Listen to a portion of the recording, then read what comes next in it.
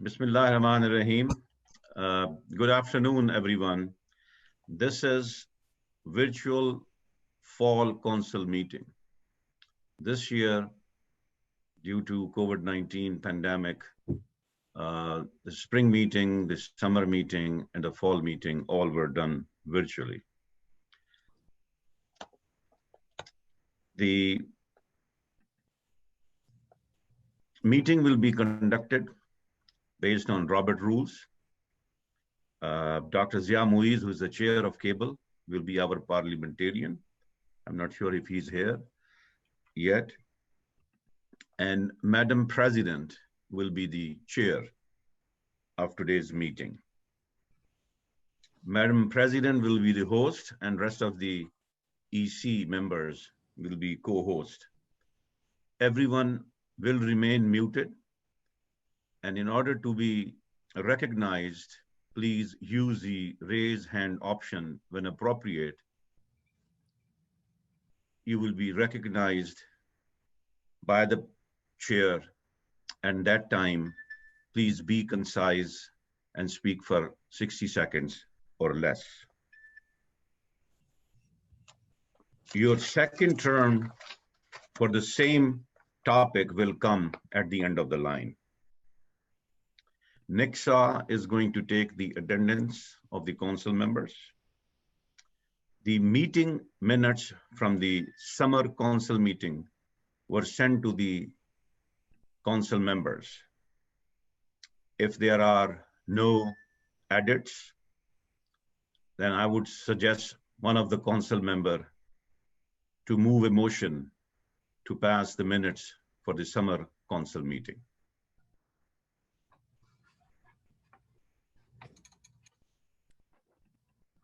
One of the council members.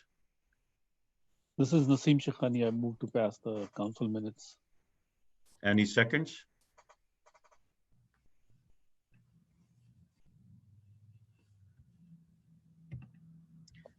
Arshad Rehan is raising hand. Arshad Rehan has seconded. Any objections? Please use the hand raise option. I am unmuting Dr. Ali. He has raised his hand. Okay. Dr. Ali.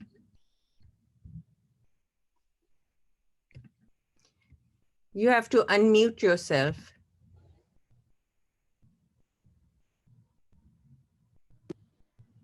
All right, I'm seconding, okay? Okay, thank you. Okay, okay. So if there are no objections, the minutes are approved. I will now hand over the meeting to Madam President. It's all yours. Ji. Assalamu alaikum, everyone. I am Dr. Zia Muiz. Is he there by any chance?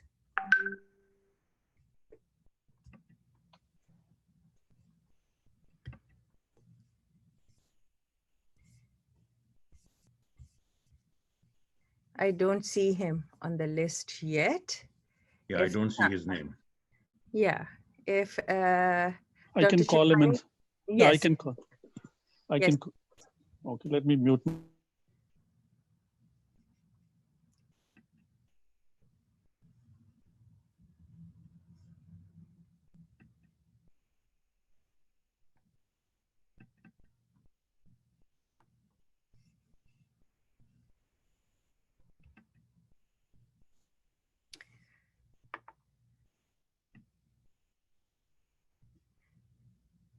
So, good afternoon, everyone. Assalamu alaikum. So I'm very happy with our election results. I hope you were all able to log in. And here, Dr. Harun Durrani won as APPNA President-elect 2021. Dr. Arshad Rehan, Secretary 2021. And Dr. Humaira Qamar, Treasurer 2021. I think this was a fabulous result in spirit of the democratic values of our organization. So I would like to now proceed with APPNA Fall Council meeting my report for today.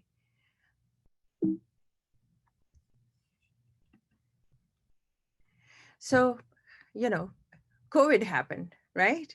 So we can't always be, shaking our heads or lamenting that COVID happened and the year was, many activities of the year were canceled. Mashallah, APPNA has been able to achieve a lot in 2020. We did a lot for COVID-19. The APPNA Merit established the primary care. The APPNA Merit Academy, a virtual learning management system, was inaugurated. The APPNA advocacy for young physicians were extremely successful. More than 200 Pakistani residents were able to join their programs in time, in spite of COVID, in spite of visa restrictions, in spite of embassies being closing. The advocacy was so effective this year. The APPNA cable review and updates have been ongoing. APPNA finances, when we had no income from anywhere, we were able to continue functioning. If I may interrupt, do we have to live stream it on Facebook? It's a council meeting, not a open session, or? Yes, I think it's a valid issue. We should not live stream it. So you being the host, you'll have to do it. Yes, if we can stop live streaming it, that will be good. This is internal APPNA meeting with the council. And we can have general membership attend it, but they have to attend the session. Thank you, Dr. Rehan. No, Dr. Usmani, on your control, only you have the controls as host to stop the live stream on Facebook. So again, on more? It should be at the very top of your screen. Top live stream. Yes, there you go. You're all set. Okay, we are all set. I've stopped the live streaming. Thank you very much for bringing it to my attention.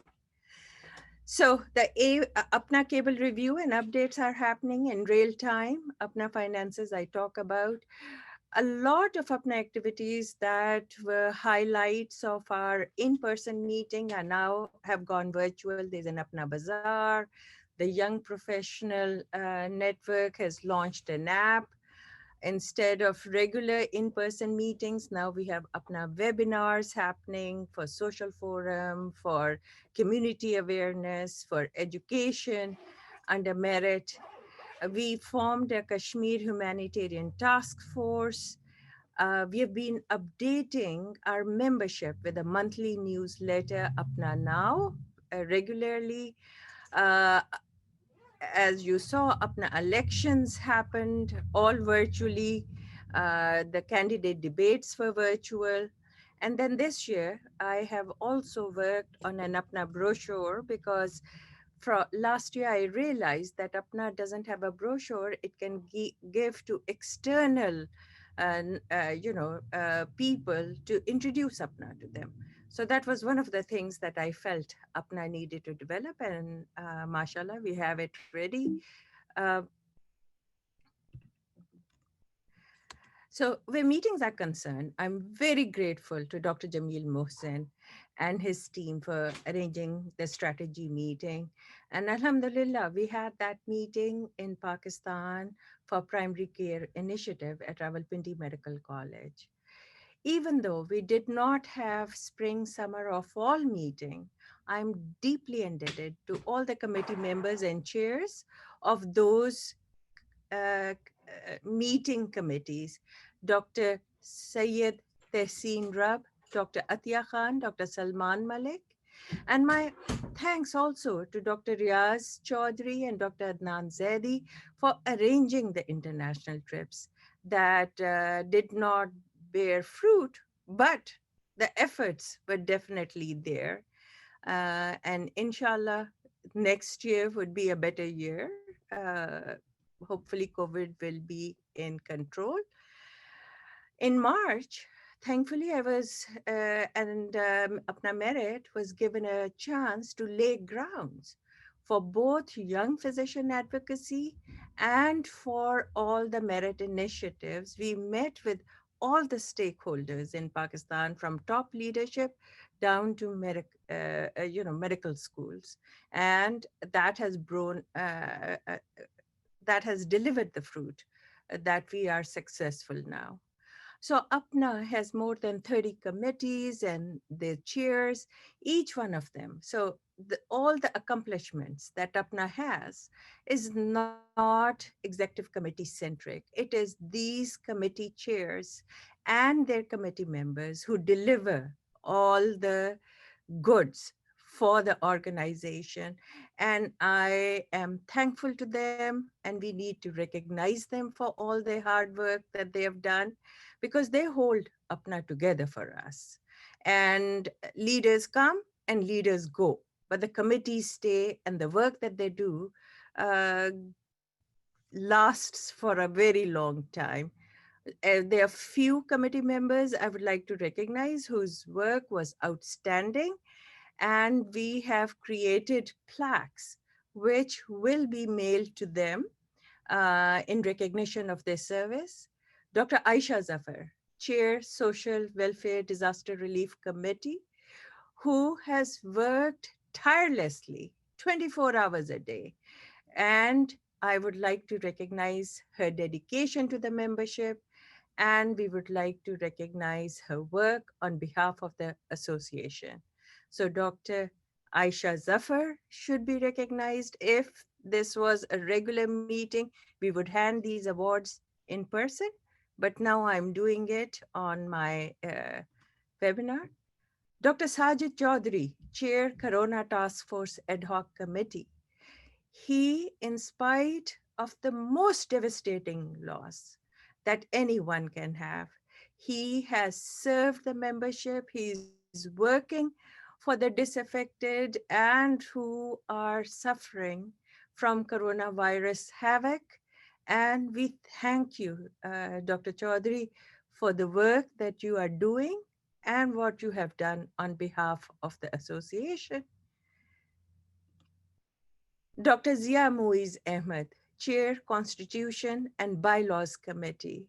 I would like to recognize his dedication, his gentlemanly leadership of the Constitution and Bylaws Committee, his tireless work on behalf of association, and how he's bringing unity and unanimity amongst the members of the Cable Committee and taking it forward. We thank you, Dr. Zia Muizuddin Ahmed. Dr. Mubashir Rana, Chair, Communication Committee. He has, without fail, every month delivered APPNA Now newsletter to the membership, so they are aware of all the going-ons in the organization in recognition of his dedication to the membership and the tireless work he has done. I would like to acknowledge Dr. Mubashir Rana. Dr. Shahid Rafiq, Chair, Merit Committee. Merit has grown in a logarithmic fashion this year. They started with a concept and they have delivered, and both Shahid and Danish worked tirelessly and with great focus. So Dr. Shahid Rafiq, we recognize your dedication to the membership and we thank you on behalf of the association. Dr. Danish Bhatti, who is never stops.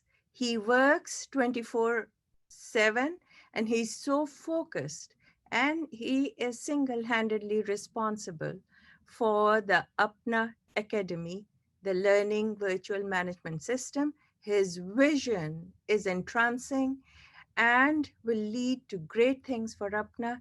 So Dr. Danish Bhatti, in recognition of your dedication to the membership and the work on behalf of the association, we are presenting you with this award. Dr. Abdul Rashid Paracha, Chair, Advocacy Committee, who has worked tirelessly. He has advocated for the young physicians and for representing Kashmir Task Force as well. We, in recognition for his dedication to the membership and recognition of his work on behalf of the association, we present him with this award. Dr. Taimur Khan, Chair, Young Physicians Committee. He has been so very active getting the young physicians from January in the strategy meeting all year, having webinars, coaching them how to get integrated into the residency program. So this award is in recognition of his dedication to the membership and young physicians and working tirelessly on behalf of the association. Dr. Ruafza Afridi, Chair, Nomination and Election Committee, we, in recognition for your dedication to the membership and the work on behalf of the association, we would like to present this award to Dr. Ruafza Afridi, who has worked so very hard and with good cheer. Dr. Masood Akbar, Chair, Alumni Scholarship Committee. This award is presented to him in recognition of his dedication to the membership and tireless work on behalf of the association. Dr. Shahid Usmani, Chair, Lifetime Dues Investment Advisory Committee. Thank you for your dedication to the membership and the tireless work on behalf of the association. Dr. Sophia Janjua Khan, Chair, Membership Committee, in recognition of her dedication to the membership and the work on behalf of association, because nothing moves forward without the membership committee verifying the members. And Dr. Ghazala Ijaz Ahmed, Chair, Young Professional Network. She brought to reality a young professional app, and in recognition of her dedication to the membership and work done on behalf of the association, we would like to give her this plaque. Dr. Rao Kamran Ali, Chair, Social Forum Committee. He is articulate in recognition for his dedication to the membership and his work on behalf of association. We will be sending him his recognition plaque. Dr. Aisha Akbar, Chair, Office Management and Oversight Committee, in recognition for her dedication to the membership and work on behalf of association, we will be sending her the recognition plaque. These were just some of the committees that we decided to recognize. There are many other committees whose chairs are working, but there were certain things that these committee chairs did that really helped move the APPNA agenda forward. And thanking Dr. Jamil Mohsen, who started the year with the strategy meeting committee. Thank you for your dedication and the work you did on behalf of the association. Thank you, Jamil Mohsen. So those were my thanks. Now coming to COVID-19 initiatives, Dr. Sai Chaudhary is the ad hoc chair, and Dr. Aisha Zafar is the chair of the Social Welfare Disaster Committee. The total funds raised were $1.08 million, and the funds spent are $952,000, and they've been spent from north to south to east to west across both United States and Pakistan. More details to come from those particular committees, but the work is ongoing. APPNA has about 100,000 plus left for these initiatives. So that gives some work that we will continue to do. APPNA Merit's outstanding achievement this year was obviously the primary care initiative that we started developing last year, but really got developed in February 2020. It has culminated in the Merit Family Practice 1-year-long course, which was inaugurated on October 2020. Secondly, they inaugurated the online long-distance learning management system, the APPNA Academy. Now they can do multiple courses and take APPNA to a new height. And one that I'm particularly proud of, the APPNA Nursing Specialty Training that was inaugurated in July 6th. And they've been training intensive care nurses, and it's an ongoing process and will really make a huge difference for Pakistani health care. So these were just three that came to my mind, but Dr. Shahid Rafiq will present greater. As I mentioned, Cable Committee is working under the leadership of Dr. Zia Ahmed. The 9-member Cable Committee has been working. This work is being done by consensus and unanimity. There's continuous engagement with the membership. I think last weekend, the Cable Committee met with a number of APPNA members and talked about, discussed and listened to the membership about all the outstanding issues, and they will continue to take the input from the membership. The Executive Committee is committed to getting an external legal opinion. We are just in the process of finding the appropriate lawyer that we had identified left the company. So now we are trying to see whether we want to stay with the same lawyer or work with a new lawyer in the same old company. So we will make that decision after due diligence. The Young Physicians Committee, as I have mentioned, under the leadership of Dr. Taimur, has been having residency online webinars and is continually engaging and training these applicants for residency. And we should be very proud of the work that they are doing on an ongoing basis. Thank you, Dr. Taimur.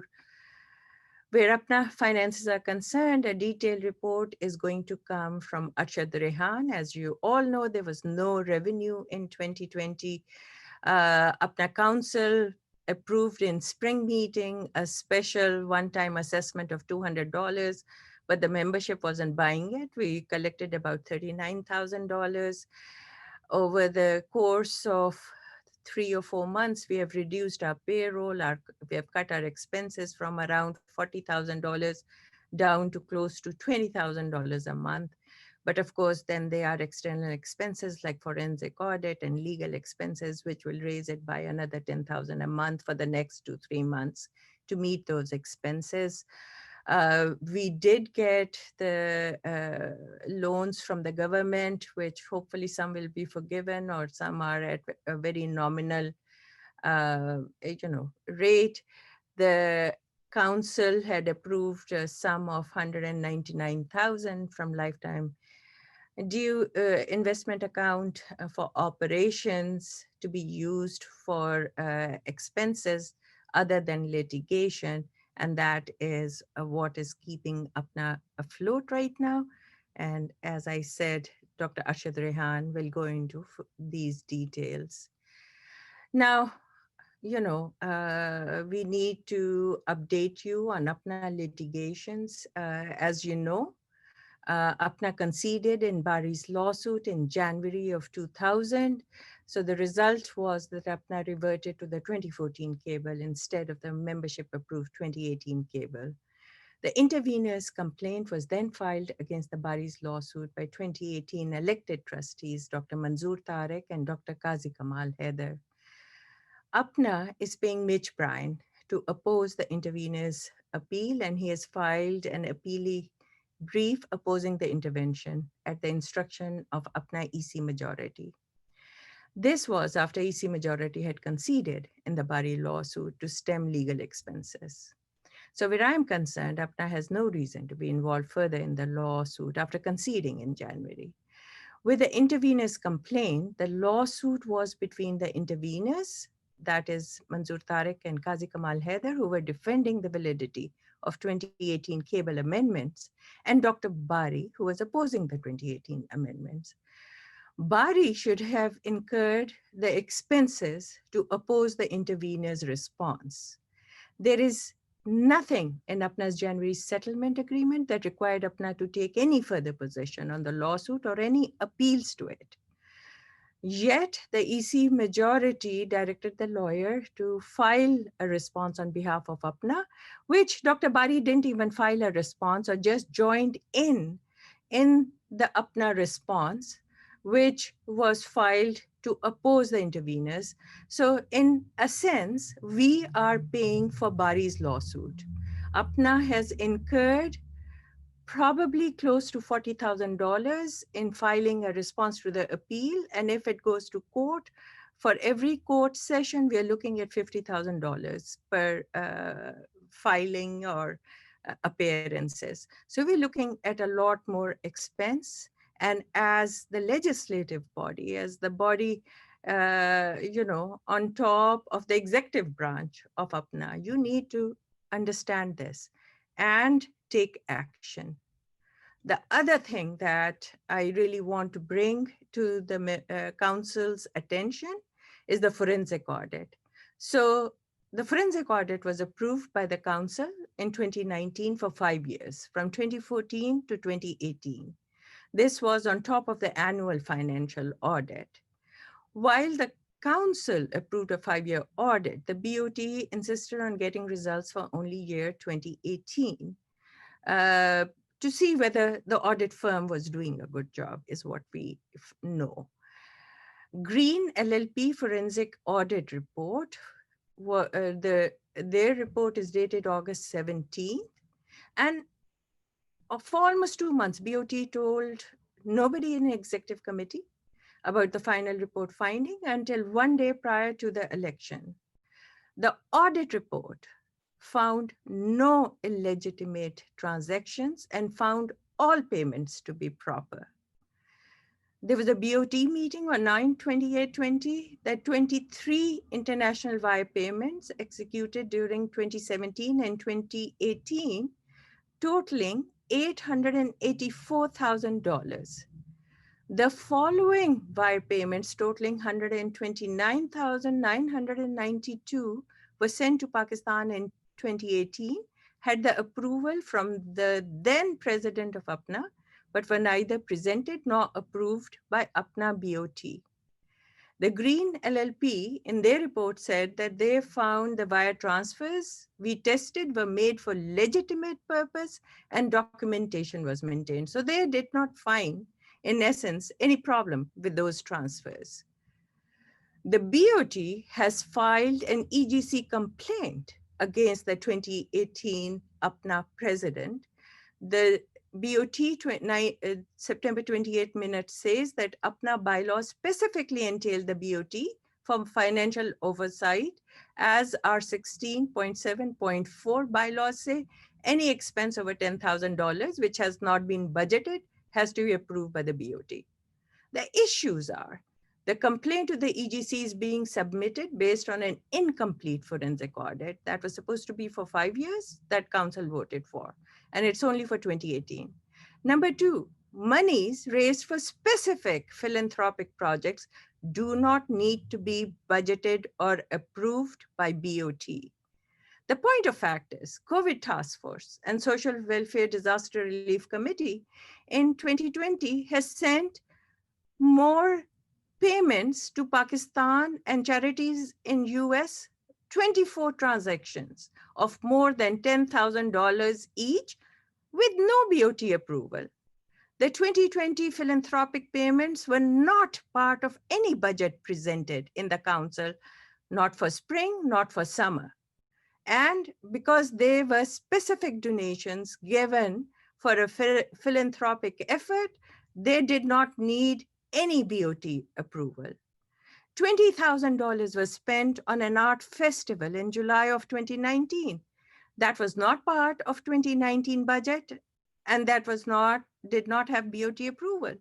There are things, now we are victimizing the 2018 APPNA president and the council as legislative body, as body that is the highest body after the membership, needs to have an oversight and a voice in this.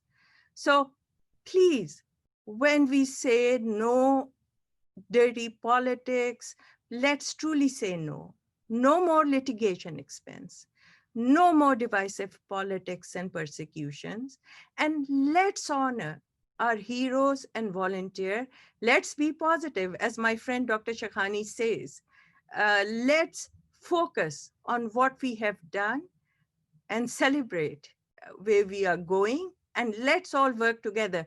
Let's stop this negativity now. So what I would like to do is move on with the agenda. And I would like to welcome Dr. Rizwan Khalid for the President-elect report.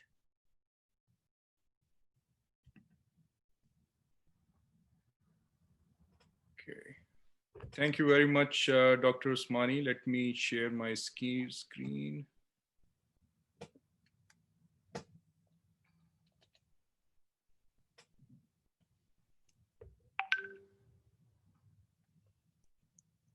Okay. Let me just do one more thing. Okay.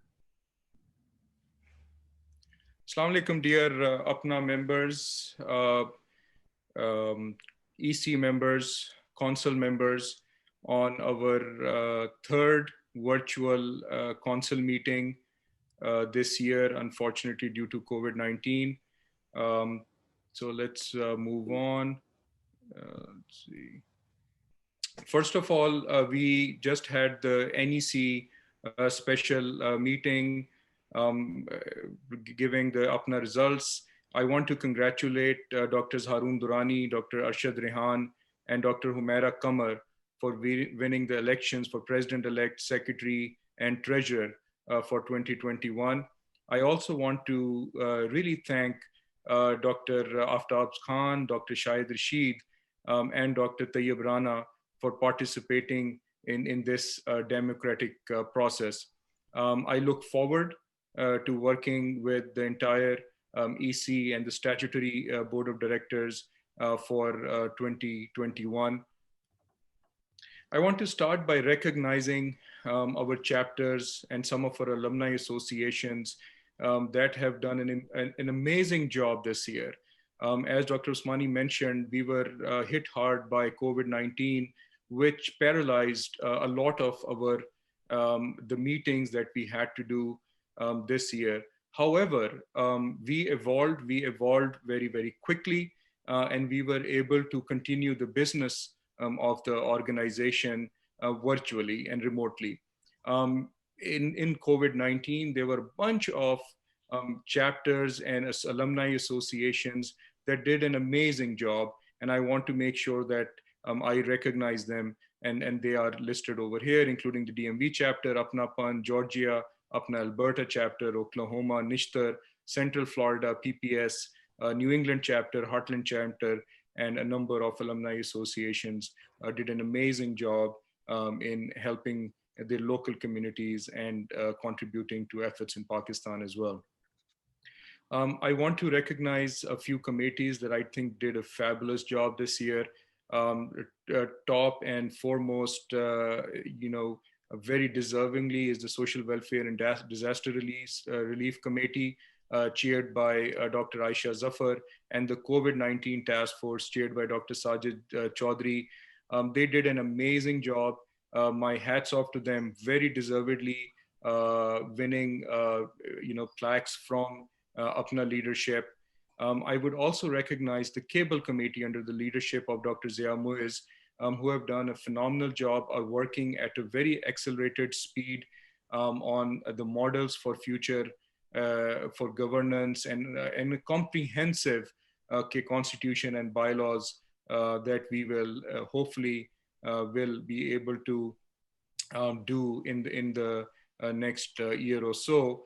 Also, what they have been doing is that we have been working with consensus. That is something that we have been working in the Cable Committee and also I salute the leadership of the Cable Committee. An amazing job has been done by the advocacy committee under the leadership of Dr. Pracha, Dr. Fateh Shahzad, and all the other members of the committee. We had numerous young physicians that were stuck in Pakistan due to numerous visa issues, closing of consulates. So they have done a great job in bringing them all and starting residency on time. I think one committee that has really done a wonderful job this year, as discussed by Dr. Usmani, is the APPNA merit.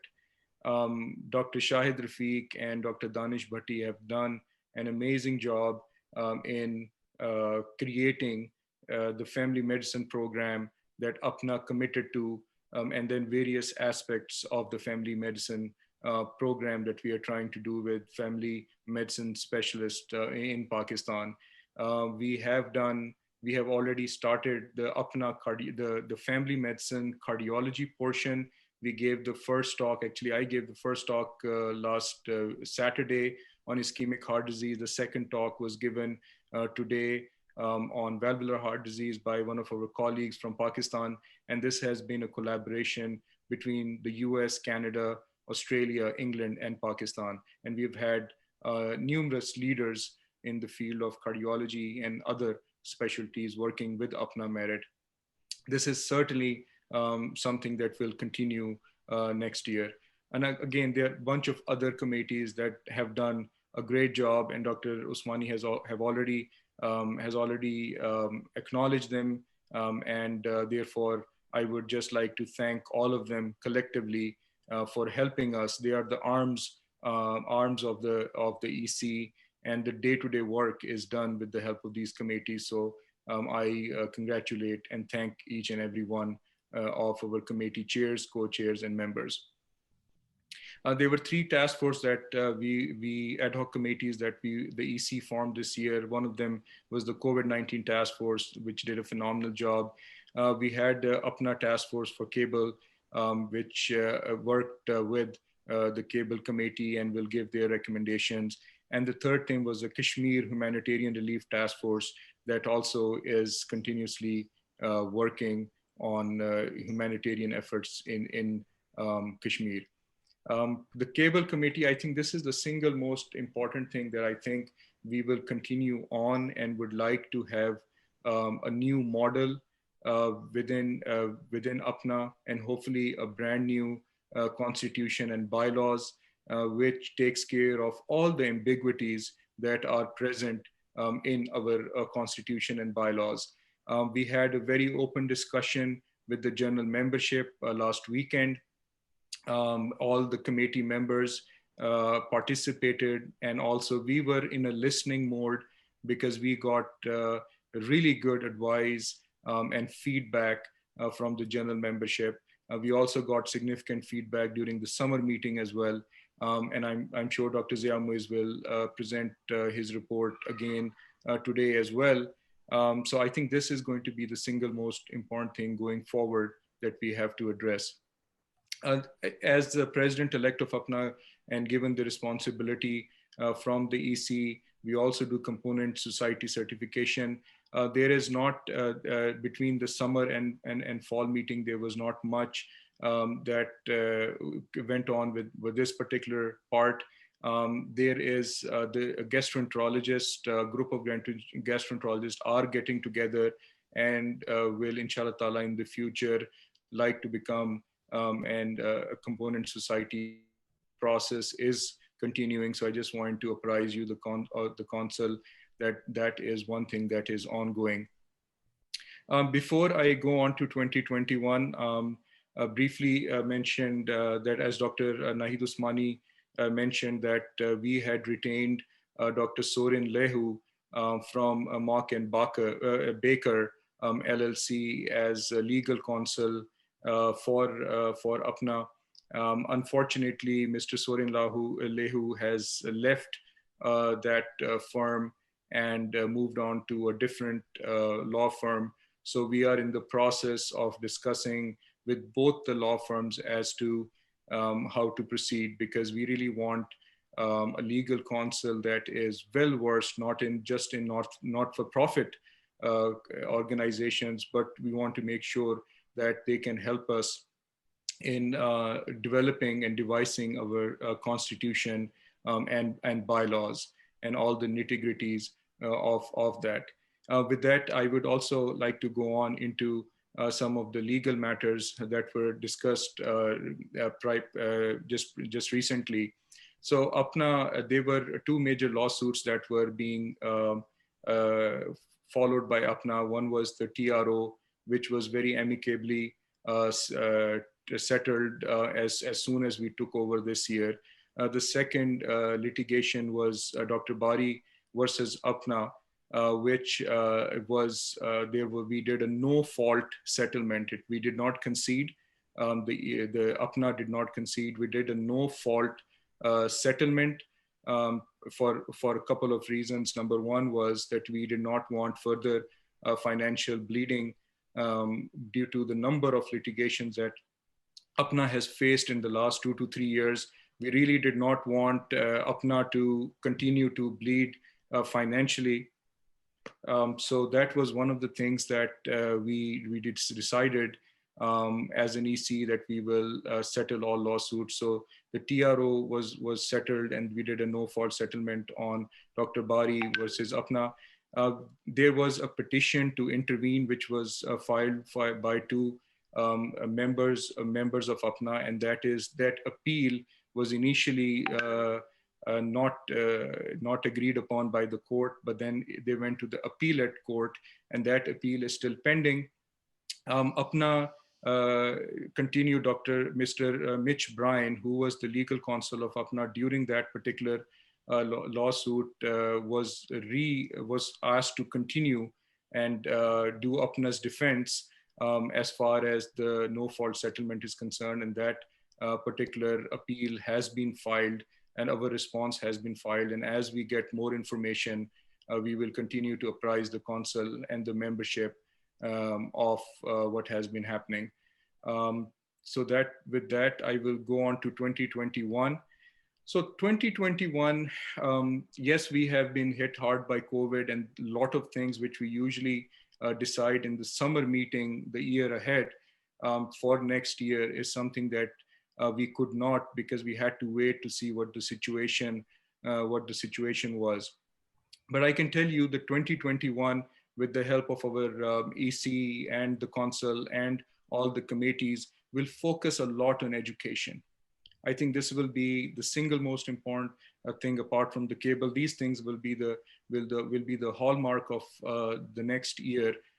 Education, making educational programs for young professionals as well as all members of APPNA, and adding value to membership. This is something that I truly believe in. And I think as far as education is concerned, I don't think we are doing a good job.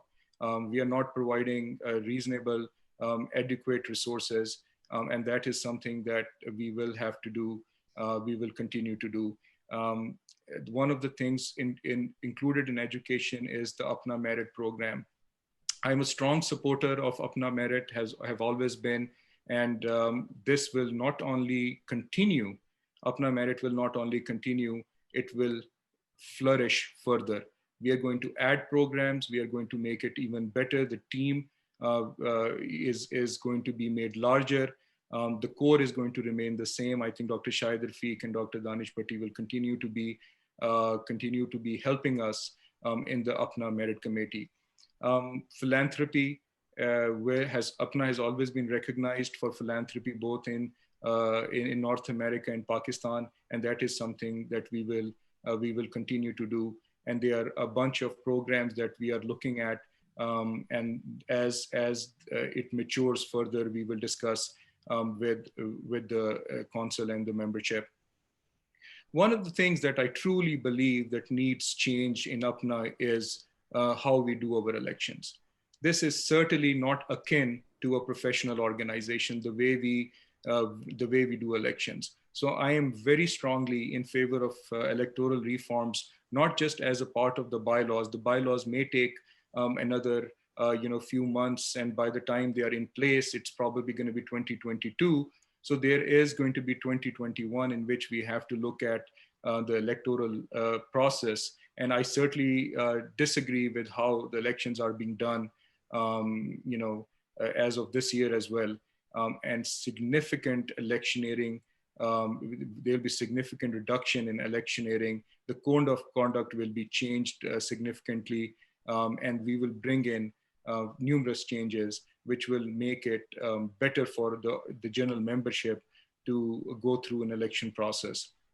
Brief example, I just got the ballot for the American College of Cardiology. They gave only 10 days for putting in the vote, and there was only there was a link to all the different candidates. You click on the link, you read about the person, and then you vote. Only 10 days. I don't know why our process has to go on for 6 months or so. So this needs to be significantly reduced. We've already spoken about the cable. That will again continue to work. One of my promises in my electioneering last year was that we need to bring in women leaders in APPNA.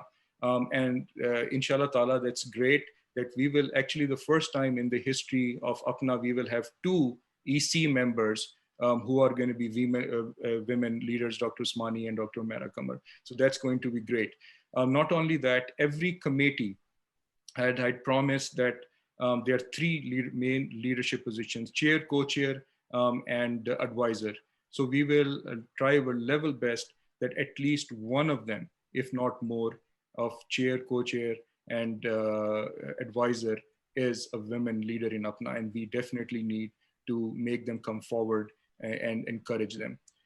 We will do a lot of work on networking, specialty subgroups, component societies. I think the grassroots of APPNA are our component societies, are our alumni associations, are our chapters. So that is something that really needs to be strengthened, and we need to move forward with that. As far as the meetings are concerned, I put it in the end. We are still not clear with what the COVID-19 situation will be.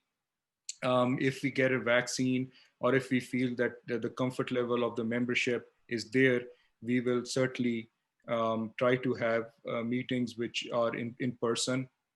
Hopefully, there is a plan for a strategic meeting. If we are at that point in time, we are still not comfortable, then it will be a virtual meeting. And then the summer meeting is in Orlando. Spring and fall, we are still looking at different logistics. And as we move forward, those will be shared with the council and the general membership. At this point in time, I would thank the council for this year for helping us, advising us, the EC, and we look forward to working with the new council for 2021 as well. Thank you very much, and I'll give the mic back to Dr. Usmani. Thank you very much. Thank you so much, Dr. Rizwan Khalid, for that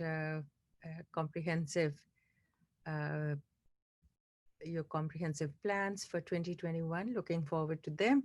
I would now like to invite Dr. Haroon Durrani to present his secretary's report. Thank you, Dr. Haroon Durrani. Yes, can you allow me to share the screen? Yes, go ahead.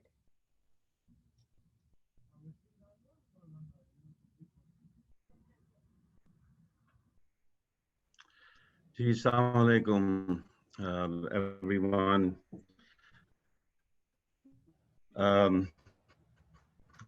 I'm deeply humbled and honored. I'm going to keep my promise that keep on working with all of you to bring APPNA together. And inshallah ta'ala, we will achieve that with the help of each and every one of you. I'm going to be very brief as my secretary report. These were the 3 virtual council meetings. The spring, we had a registered about 135, for summer 200, and for this one, 150. So total members in 2020 were 2660, total voting members were 2455, and total votes casted were 2018, which is 82%, which is a unprecedented, which is a significant number. And I want to thank everyone for taking part in this democratic process. This is the timeline which we had for this election process. If you look at it, it is very extensive. It basically started from 4/15/2020 to end in 10/15/2020, which is a 6 months. So 6 months of your life is spent, half of year is spent in electioneering. This is a wastage of time, energies, and resources. I was secretary for 4 months, and then immediately that we started the campaign and all that. This long process results in conflicts, negative campaigning, infighting between supporters of various candidates. Currently, social media does not come under NEC election code of conduct, which is the main source of disharmony. The code of conduct has lots of ambiguities and needs to be made from scratch. The total election process needs to be relooked at and needs to be drastically reduced. My suggestion would be 6 weeks maximum. But inshallah ta'ala, we are going to go through the proper channels and look into this and try to fix it as soon as possible. These are some of the committees with their number of meetings. I have updated them from the previous meetings. If you look at it, the Constitution Bylaws Committee has the most meetings. The Constitution Bylaws Committee also had a listening session of the members on October 3rd and October 4th, which was a whole day event. The members registered for it, and it was a listening session. So the members spoke the changes and the stuff they want to see in their new bylaws, and the Cable Committee listened to that. And Ethics and Grievance Committee had several meetings. They were arranged on their own. We will try to get the record and keep those records as well. And these are the meetings of the Election and Nomination Committee. And these are some other committees. So the annual membership is a comparative 2019 to 2020. It was 674 annual membership, 345 this year. This lifetime members last year were 46, this year 32. This is a student membership, physician in training voting, last year 7, this year 9, associate members, affiliate members, and emeritus members. So the total in 2019 were 835, and in 2020, 429. So this now gives us the total numbers, upper number are the same. So the lifetime membership last year was 2183 with a small increase to 2219, and the total number 2097 to 2660. This is a little bit about the revenues, loss or deficit of revenues last year comparative to this year from the annual membership, roughly about 39,875. The only other thing which I would like to mention at that time is that Dr. Nahid Usmani gave a detailed account of the legal issues. Dr. Rizwan Khalid also talked about it. What I want to request Dr. Nahid Usmani and executive committee and all the council members that we are still bleeding. We want to request the 2 Board of Trustees members to please kindly take their appeal back. I mean, this is the simplest solution. They should come, sit with us. We are willing to listen to them. They should tell us what needs to be done for them to agree on taking those appeals back. And we should be open-minded. We should be listening to them. And I want Dr. Nahid Usmani to take a lead on that. Thank you very much. Thank you, Dr. Durrani, for that report. I think the simplest thing would be for APPNA not to be involved in intervener's complaint at all. One thing I forgot to mention was, and Dr. Muhammad Hasib won't be able to join, he's driving for the winter meeting committee, that we will be having an APPNA winter meeting at King Edward on December 24th and 26th. And APPNA will be participating in Children's Hospital, Lahore Children's Hospital, inaugural session, 10-year anniversary session on December 23rd. Now I would like to invite Dr. Arshad Rehan for Treasurer's report, for the budget, for Finance and Asset Management Committee report. Thank you, Dr. Arshad Rehan. Assalamu alaikum. Can I share my screen? Yes.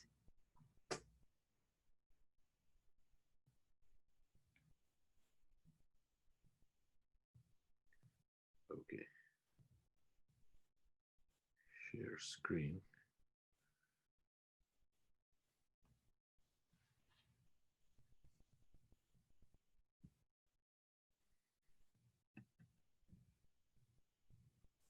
So, Assalamu alaikum, everyone. Sare apna ke dost, thank you very much. The third quarter finance report, when I ran for treasurer, nobody told me that it's not a very easy job to do, particularly in this last year with all the financial situation, the difficulties that we encountered, because the sole source of revenue for APPNA is its meetings, and unfortunately, except the strategy meeting, no other meeting could be held. So we lost big time on the revenues. So once again, Finance Committee 2020, I find myself so lucky. I've had a great committee, experienced people who have been guiding me on every step of the way. I am so thankful to them. Without them, I would not have been able to do my job. So I want to recognize each and every member of my committee. Besides the Finance Committee, the Asset Management Committee under Dr. Shahid Usmani has been fabulous as well. So just a brief overview. These are the two slides that I keep presenting because the APPNA finance world is not easy to understand. APPNA banking, we have investment accounts, which are held in two separate accounts. One is with the Stephens Group, which we have been doing for a long time. And for the last couple of years, I think we have an account, a smaller account in the Fidelity, with the Fidelity investments as well. Then we have bank accounts that are in Chase Bank. What we have for accounts are unrestricted and restricted accounts. Once again, for the benefit of those who may have not had the chance to listen to the previous presentations or do not understand that, unrestricted accounts are operational accounts that are spent with approval from the EC as budgeted. If anything goes over $10,000, then the BOT comes into play and their permission is sought. The restricted accounts are what they are, restricted accounts. So they are spent only on for the purpose that those funds have been raised for or earmarks for.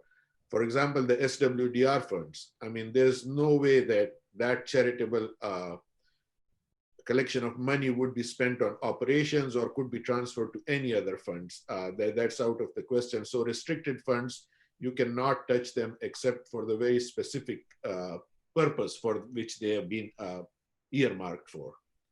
So our unrestricted accounts, we have different account numbers. These are all accounts with Chase Bank. So the operational funds right now, we have them in two different accounts. You can see in 9306 and 8350, because we took some money out of the lifetime dues, $199,000 with permission of this council or as instructed by this council.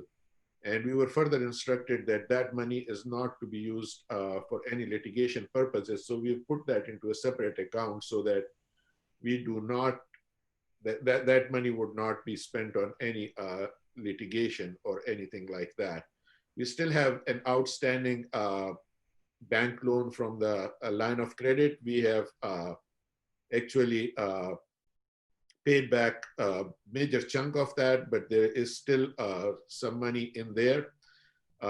We still have some money in the Northern Pakistan meeting. That is another thing that I will tell the EC that they're abreast of the situation, as well as the incoming EC will have to deal with it because we're having problems getting that money back from the vendor or the company that we were dealing with in Islamabad or in Pakistan. As you can very well imagine, the meeting did not happen. Now we're having problems getting that money from them. But hopefully, inshallah, we'll utilize all resources at our disposal, or all avenues that are available to us to make sure that we get that money back. Then these are the restricted accounts, the SWDR, the lifetime dues, we collect them, and then they will shortly be transferred to Stephens for investment. Then we have the Katra Fund, the foundation, the Eid and the Qurbani, that was an SWDR. So Aisha would know, like, how, why did she not slaughter goats with that? But that's some money left in there, so it will be transferred to the SWDR. These are the position of the lifetime dues account on October 7, 2020, and as you can see, June 29, 2020. So this is the account with Fidelity. So we had around $1.4 million with Fidelity account. And I'm happy to report, I mean, Allah has been very kind to us that we took some money out of it, about 8% money out of it. And even then today, as of October 7th, we are actually in, like, despite taking that money out, the value of our account is more than what it stood at June 29, 2020. So that money that we took out under instructions from the council, that has been covered by appreciation of the value of the account plus some more. Then we have with Stephens, we have a bigger account because that includes all the scholarships as well. Once again, if you look at it on June 29, it was around $4.4 million. And here on October 7, it is 4.6. So despite us taking money out, like 8% of that value, that has been covered, and the account actually values at more than that. This is investment account, the lifetime dues, which stood at 1.727 million, and now it is at $1.768 million. One thing I want to just mention here for the benefit of the incoming EC as well, and apprise the council of the issue with these two accounts, is that it is the APPNA office, and I as the treasurer has noted that it has been easier to do business with Stephens as opposed to Fidelity. It has been very difficult to get a hold of the people at Fidelity. We do not have a dedicated banker there. So it has been rather difficult. I will be requesting the asset management committee to look at, like, how the two accounts have been doing, and if they are not doing any, if the Fidelity hasn't been doing anything like, you know, extraordinary, maybe it would be time to merge them again. We will also be presenting to the finance committee the terms and conditions that the Fidelity has sent us for giving us a dedicated banker and account, and actually it will cost us some more money. So I will be discussing it with our finance committee and the asset management committee as well. Then Q3 revenue, as you can very well imagine, there the sources of revenues have dried up. It was just like, you know, some general donations, membership dues, other small amounts that came from here and there. Usually the third quarter is when you have a lot of revenue because the summer meeting has just been held, and you get revenues from there. But this year the revenue situation has been dismal. The meetings fund, the only meeting that was held was the Young Physician Network meeting. They made $674 in revenues. Then the lifetime dues, this money will be transferred. This is a restricted account, and this money will be transferred to the investment account. SWDR donations, the merit, it's not income, it's revenue generated. Now the expenses incurred. So over the last 3 months, the general fund expense has incurred, the expenses have been about $69,754. Our bookkeepers mention it as a loss, being a 501c3 nonprofit organization. We like to call it a deficit. Then similarly, like the meeting fund expense, The expenses were we were returning the money to the vendors from the summer meeting as a result of cancellation. The SWDR fund, the merit expenses, scholarship fund, no scholarship was paid. This was just a check that was given to Khyber 2-3 years ago, and they never cashed it and wanted it reissued. So that was for that. So the outstanding liabilities at this time is the bank loan of $42,423, the economic injury disaster relief program, $150,000 from it, which will start becoming payable from 2021 with a very low interest rate, and hopefully the government will come up with something to forgive that. Then the payroll protection program, about $37,000. We are in the process of writing an application for getting it written off. So the average per month general expenses, I just wanted to bring it to your notice, 2019, it was around $55,000 per month. Then in our first and second quarter of 2020, they were around $40,874 average. And then the third quarter, we brought it down drastically to around $23,251. We're projecting that over the next 3 months, it will be around $25,000 on an average, barring that if, how much do we end up paying for the legal expenses as well. So we've brought down the expenses more than 50%. And I really appreciate the efforts of the EC, the president, our executive director, Nick Sa, has been doing a wonderful job with us. He has taken on more responsibilities as we have furloughed our staff and trimmed our staff. So he has been a great help. Once again, the finance committee has been guiding us through this lean patch and difficult times. So as we go forward, my suggestions would be to keep expenses at a minimum, end the litigation expenses somehow, and identify more sources of revenue. We will have to be innovative because the meetings for even 2021, we don't know if they'll be held or how profitable are they going to be. So we have to look at, Shahid had presented this idea of maybe now opening up a profitable business, a surgical center or something. So we have to really like explore these avenues so that APPNA has a steady stream of revenue and not depend on meetings only. So this was the finance report for the third quarter. We'll have our year-end report as well. We present the weekly finance report. We share it with all the EC. We share it with all the finance committee. So there is nothing hidden there. We're available to answer any of the questions of the membership. And, thank you, Dr. Rehan. We will have questions and answers after the Ethics and Grievance Committee report. Thank you so much for that comprehensive report. Now I would like to request Dr. Naseem Shekhani, immediate past president's report.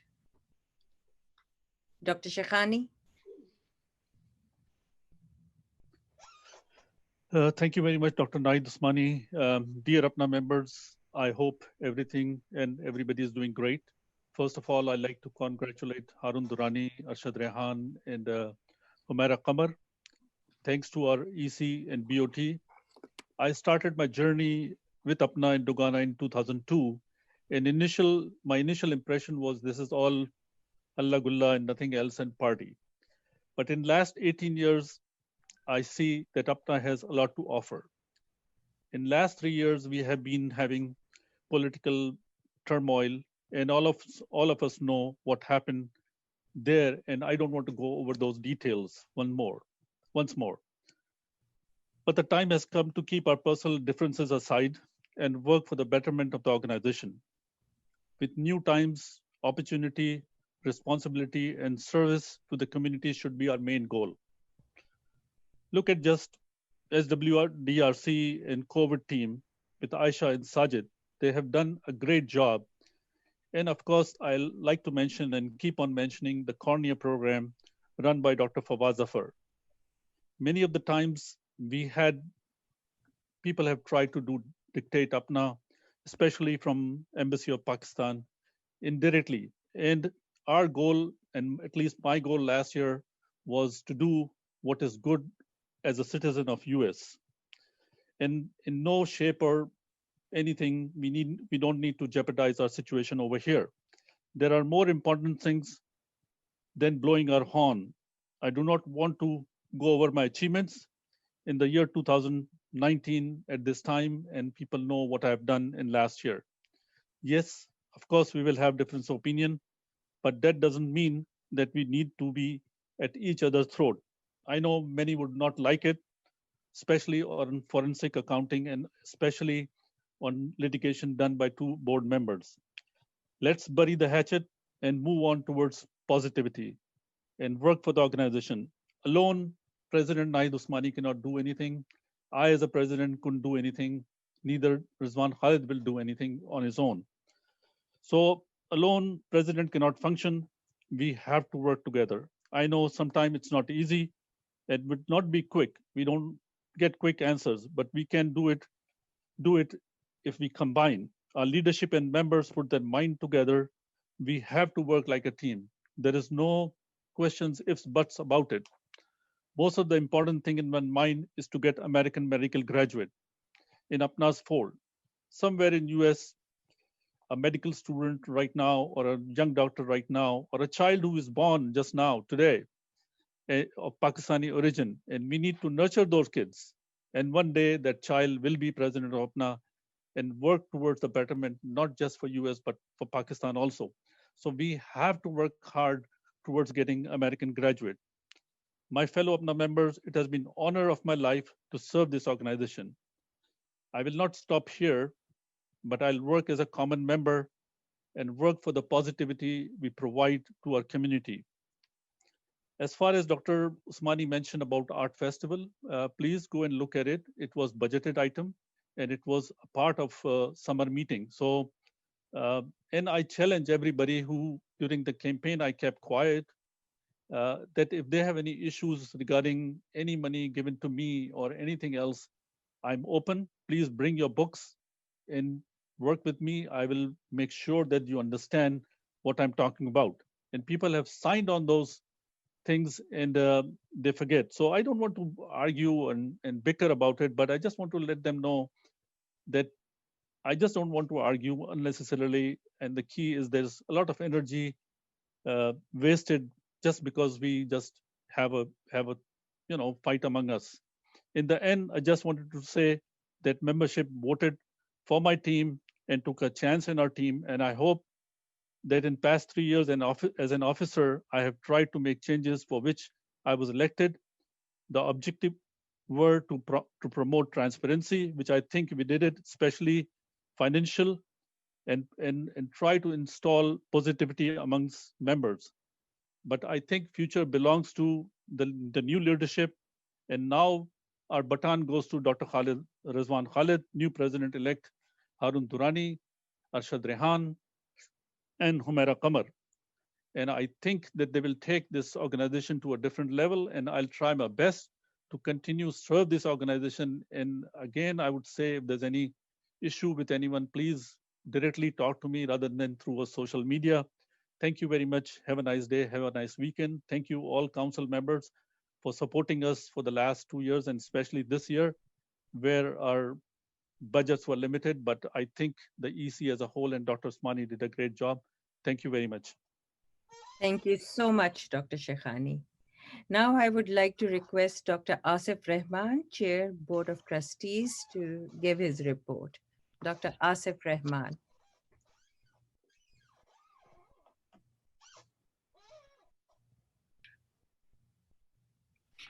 Can you hear me now? Yes, we can hear you, just don't see you. Should be able to see. I don't know why. Video link को open करें ना.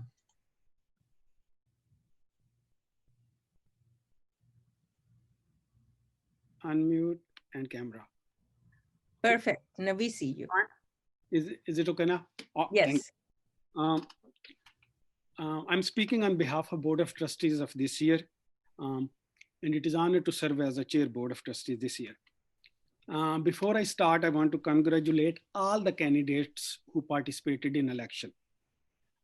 It is a democratic process. It was a hard-fought battle, but I think we will now support all the new elected executive committee, and we are looking forward to work with them. I also want to wish all the safety APPNA members as well as everyone who is living towards southeast, because we heard there is another hurricane coming, Delta. This year, it's just one after other, and we are still recovering from coronavirus, but now we are hearing that it is surging back, and everyone who is in the state where coronavirus is surging, please be safe and take care of you and your family, and continue all the charitable work which you guys are doing it. Before I start, we have 4 BOT members. In the middle of this year, unfortunately, Dr. Rubina Anayat passed away, God bless her soul. And because it was a later part of the year, we decided not to fill that position. But hopefully now election is over, we will be seeking a nomination for Board of Trustees to serve next 5 years starting from January, and we will be completing that process hopefully this year before the end of the year. There are several constitutional responsibilities of Board of Trustees, including annual audit. So I want to specifically talk about annual audit of 2019. It is going on. Because of coronavirus, it is a little bit delayed, but hopefully at the same time, extension was sought, and now hopefully that audit of 2019 will be completed and submitted as we are required as 5013C non-profitable organization. I want to specifically talk about the forensic audit of 2018, which was assigned by Council in 2019. I want to just probably a little bit clarify a few things.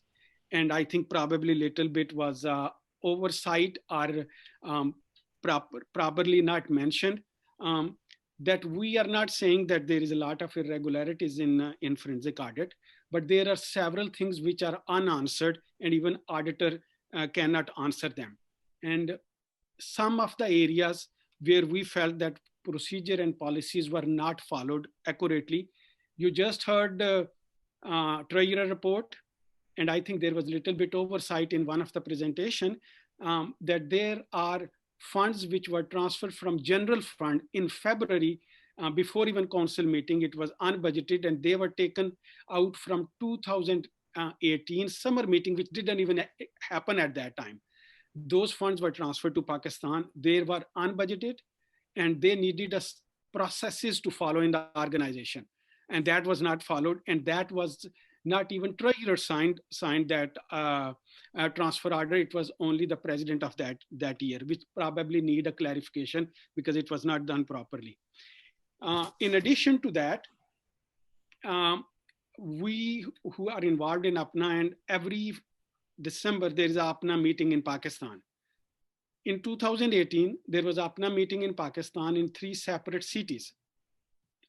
And even the chair of that meeting have been quoted to several members that a significant amount, and I'm not going to go to the numbers, was raised in Pakistan specifically for meeting in Pakistan. There is no mention of that money at all in 2018 report. Absolutely, that where that account was created is it went into just a chair's account, and how those funds were spent in those meetings. There is absolutely zero mention of funds. Even actually forensic auditor did not even know that there was any funds collected in Pakistan, and there's no record of that. We are not saying that something has went wrong, but because we have no documentation, we see there was a procedural issue. So once forensic audit report came to us, and by the way, that forensic audit company was hired after a proper vetting. It took a long time checking their references, and they were hired. And they were specifically given 2018, but they were comparing from 2014 onward. So they were comparing, and the plan in council, and if you go back and check the previous minutes, was that we are going to start with 2018. If it is satisfactory, if it is not expensive, then we are going to go each year back, which is being followed. There is nothing changed in that. But forensic auditor compare all the numbers from 2014 on to 2018. We think there was oversight. We think there may be a procedural issue. We don't know. And when we got it little bit late because of coronavirus and a lot of documentation, which was a little bit slow in getting to forensic audit, we decided not to disclose it because we didn't want one way or other. I wish it's as rosy as it was told. It should be used by any candidates one way or other that there was something wrong. So that's why, not to affect an election and have a propaganda, we decided not to. After that, Board of Trustees have meeting. We still have a lot of questions which were not answered. So then we had a combined meeting with Executive Committee, and majority decided that there are few things which needs to be addressed. We should refer it to Ethics and Grievance, let them look at the reports, let them look at the questions, see if there's anything which required, or if there's anything which need to be addressed in 2018. And if they find something, how we can rectify it, how we can make ourselves better in future. And that was the purpose of sending it to Ethics and Grievance. And we decided not to give it to the council because there are always two sides of the story, and we wanted to come after a comprehensive decision and findings to council. At the same time, this firm which was hired, they stayed in budget, although they've sent a bill which was more than that, but we had a contract with them and we spoke with them and we stayed exactly in budget. After Ethics and Grievance Committee gives their opinion, then will be shared to the council, and if required, and if you guys think it should go to the membership, that will be fine too.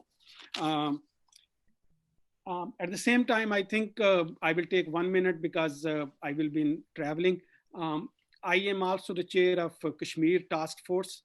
We have several meetings, and basically committee has decided that we will request the next constitution and bylaws to be changed in a way that all the Kashmiri descent people who may be anywhere in the world and even in occupied Kashmir, that they should be able to become a APPNA member, number one. Number two, that we have outreach Kashmiri community who can genuinely become APPNA member, and we have a very significant and positive response which will improve our membership.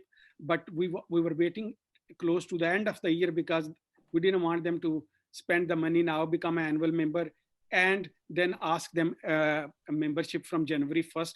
I think this will give us a platform to work with the social welfare, work with other NGOs to do a relief work in other side of the line of control as well as in Azad Kashmir.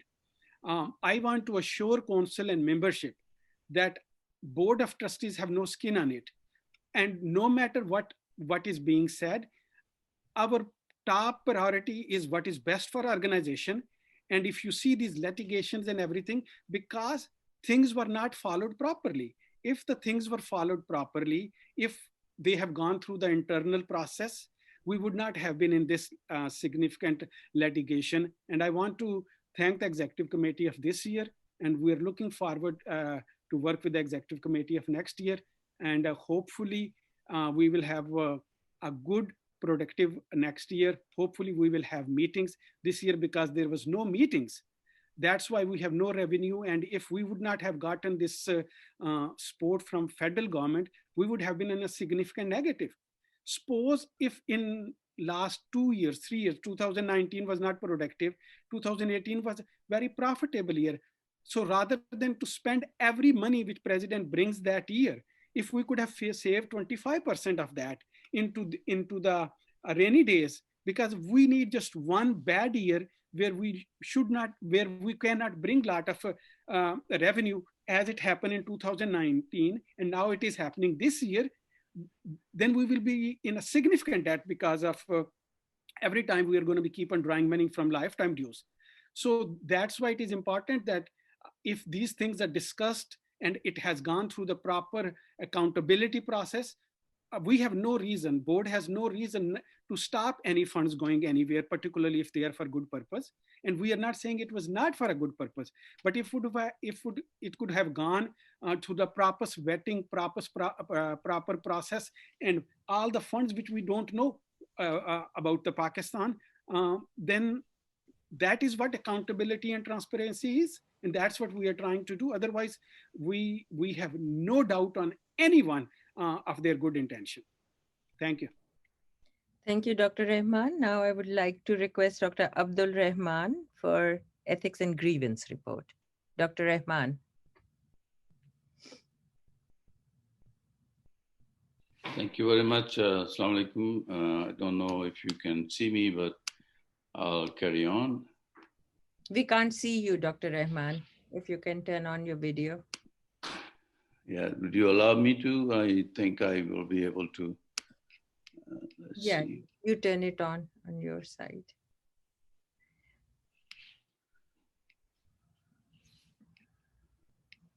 I don't see the option for me to turn my video on, but.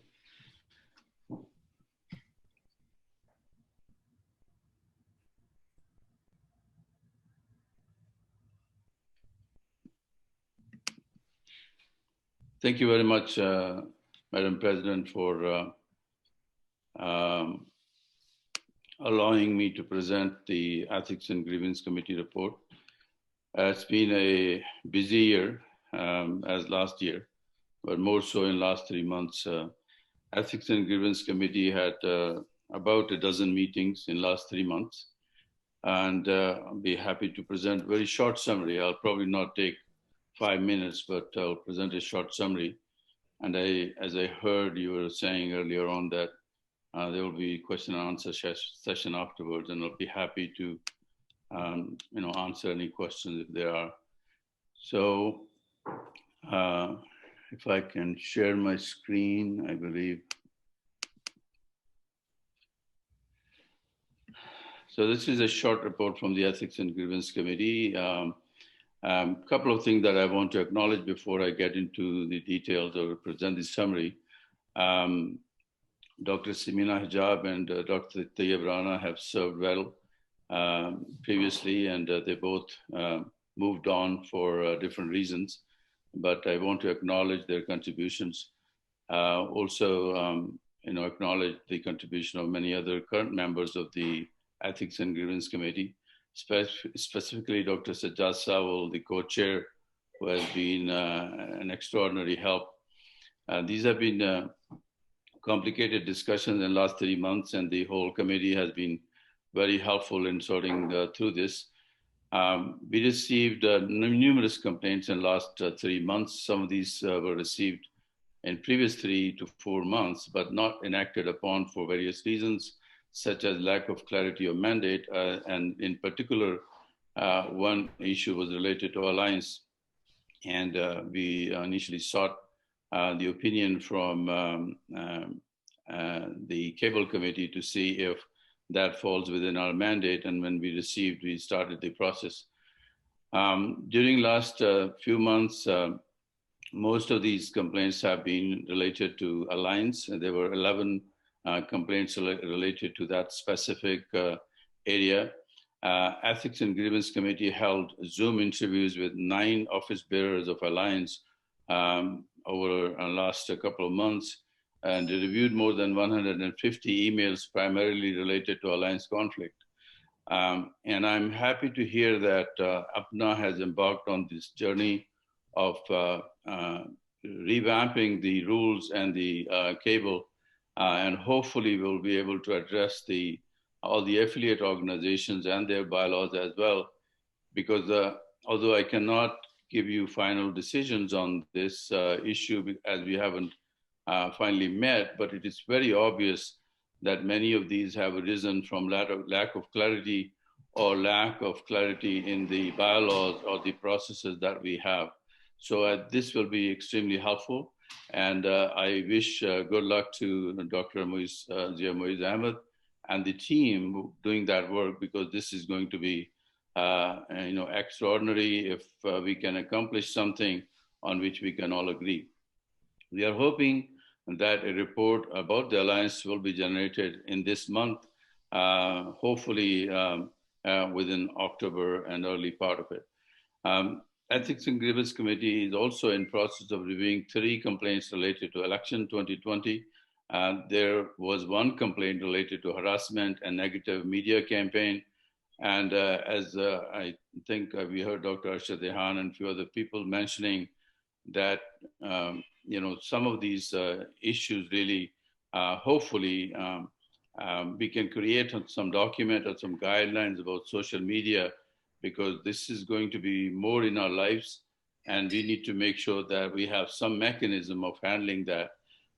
It's too big and too complicated. I think social media is going to be playing a even further role in your future, and we need to create something that will clearly at least have an outline that will guide us towards making some decisions. We also received a new complaint from APPNA BOT on Thursday, October 8, 2020, which I think you have already discussed, and membership has heard about that a little bit. I have reviewed that quickly, and we have forwarded that to Ethics and Grievance Committee membership, and we will be discussing on that matter and possibly reporting back on it as soon as we are done with that. So thank you very much once again. That's the summary of my report. I'm unable to give the details of who were the complainants, because some of these complaints are still in the process, and it will be inappropriate for me to mention names. So with that, I conclude. Jazakallah khair for this opportunity. And thank you, all of you who have found time from your busy lives, all the Ethics, Grievance, POT, other membership committees, chapters, for doing a great job. This is obviously an unpaid activity, and we are doing it for our community and for our organization as well as for Pakistan.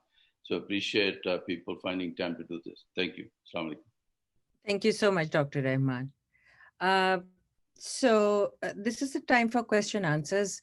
We have not given a chance to our candidates who were contesting this year, Dr. Tayyib Rana, Dr. Shahid Rashid, and Dr. Aftab.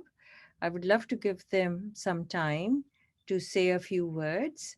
Is Dr. Tayyib Rana online? Could we make him a panelist if he is? Dr. Tayyib Rana, if you're there, can you raise your hands? I don't see him online, Dr. Usmani. Okay, and Dr. Aftab Khan? I don't see him online as well. Dr. Shahid Rashid? No, he's not on. No. Okay, all right. Well, it has been a tradition for, the losing candidates also to say a few words. So the first person who raised his hands was Dr. Tariq Khan. Dr. Tariq Khan, if you are unmuted, can you ask your question?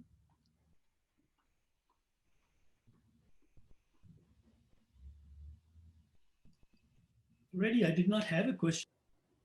Okay, so you raise your hands. I'll put your hand down. Thank you. Dr. Iqbal Zafar Hamid, you are unmuted.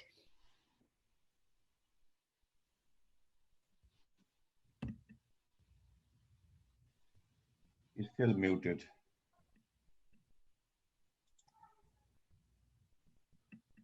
Dr. Hamid, you'll have to unmute yourself.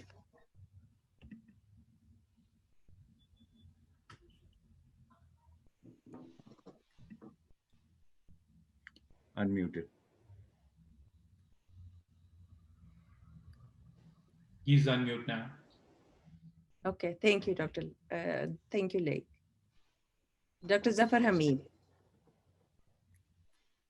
we can't hear you.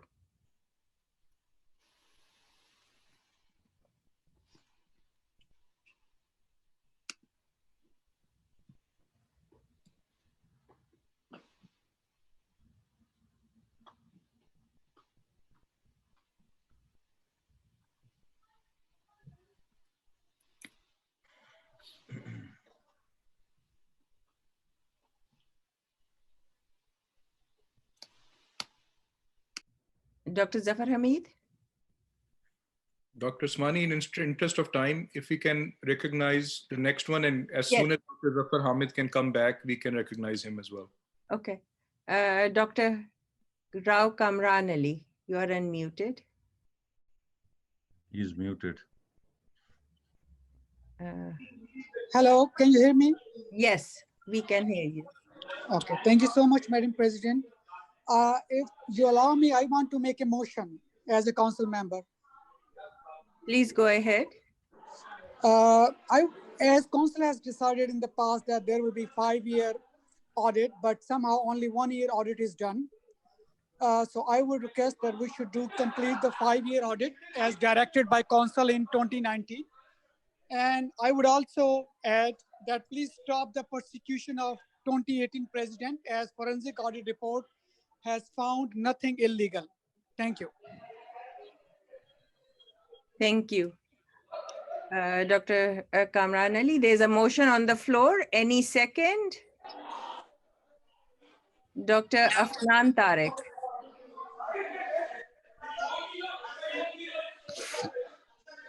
I second the motion. If I may add an amendment, if it's amenable to Dr. Kamran Ali, I would also add an amendment that there should be no final actions or grievances filed until the completion of the audit. Dr. Kamran, is that agreed? Yes, it's agreed. Okay, can you reread the motion, Dr. Afnan Tarek? The motion is to, as passed by the council in 2019 and mandated thereby, a complete forensic audit of the last 5 years is to be completed before any motions or actions are to be taken based on that information. And stop the persecution of 2018 president, as forensic audit report has found nothing illegal. Okay, so there is a motion on the floor with a second. It's open for discussion for the council. Dr. Guman. Can I say something? Well, I'm going in order of the people raising hands. So, Madam President, can I be recognized? hold on. Let me go to the panelists first. Okay. Well, so amongst the panelists, Dr. Harun Durrani. Okay. This is Naseem. After that, I want to talk. Okay. I think this motion is fine. I have no objection to the motion. But how can we pass a motion when the council has not even seen an audit? The audit was not presented. I think the council should let the process takes to conclusion. And after that, we will make sure that the council has ample opportunity to not only discuss, and if at that point, Dr. Kamran Rao motion, if he thinks that he needs to be followed, then we should do it. I will suggest that we should table the motion at this time. Okay, thank you, Dr. Harun Durrani. Dr. Shekhani, please go ahead. Yeah, I just wanted to say that, whatever board has decided, this is one part, but the thing is that there are different issues where we don't want to be tit for tat. And, I think we have done enough. And both the parties, including then the litigation, they have to sit together and resolve the issue rather than we just keep on going back and forth. So इस साल कुछ हो जाएगा, अगले साल फिर कोई एक ड्रामा आ जाएगा, तो let's work it together and finish it. Thank you, Dr. Shekhani. Thank you, Dr. Shekhani. Dr. Zafar Hamid, are you there? He's muted again.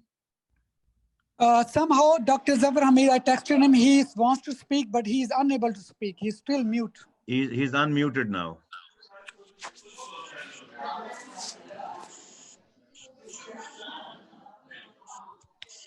Dr. Zafar Hamid. Okay. Dr. Asif Rehman.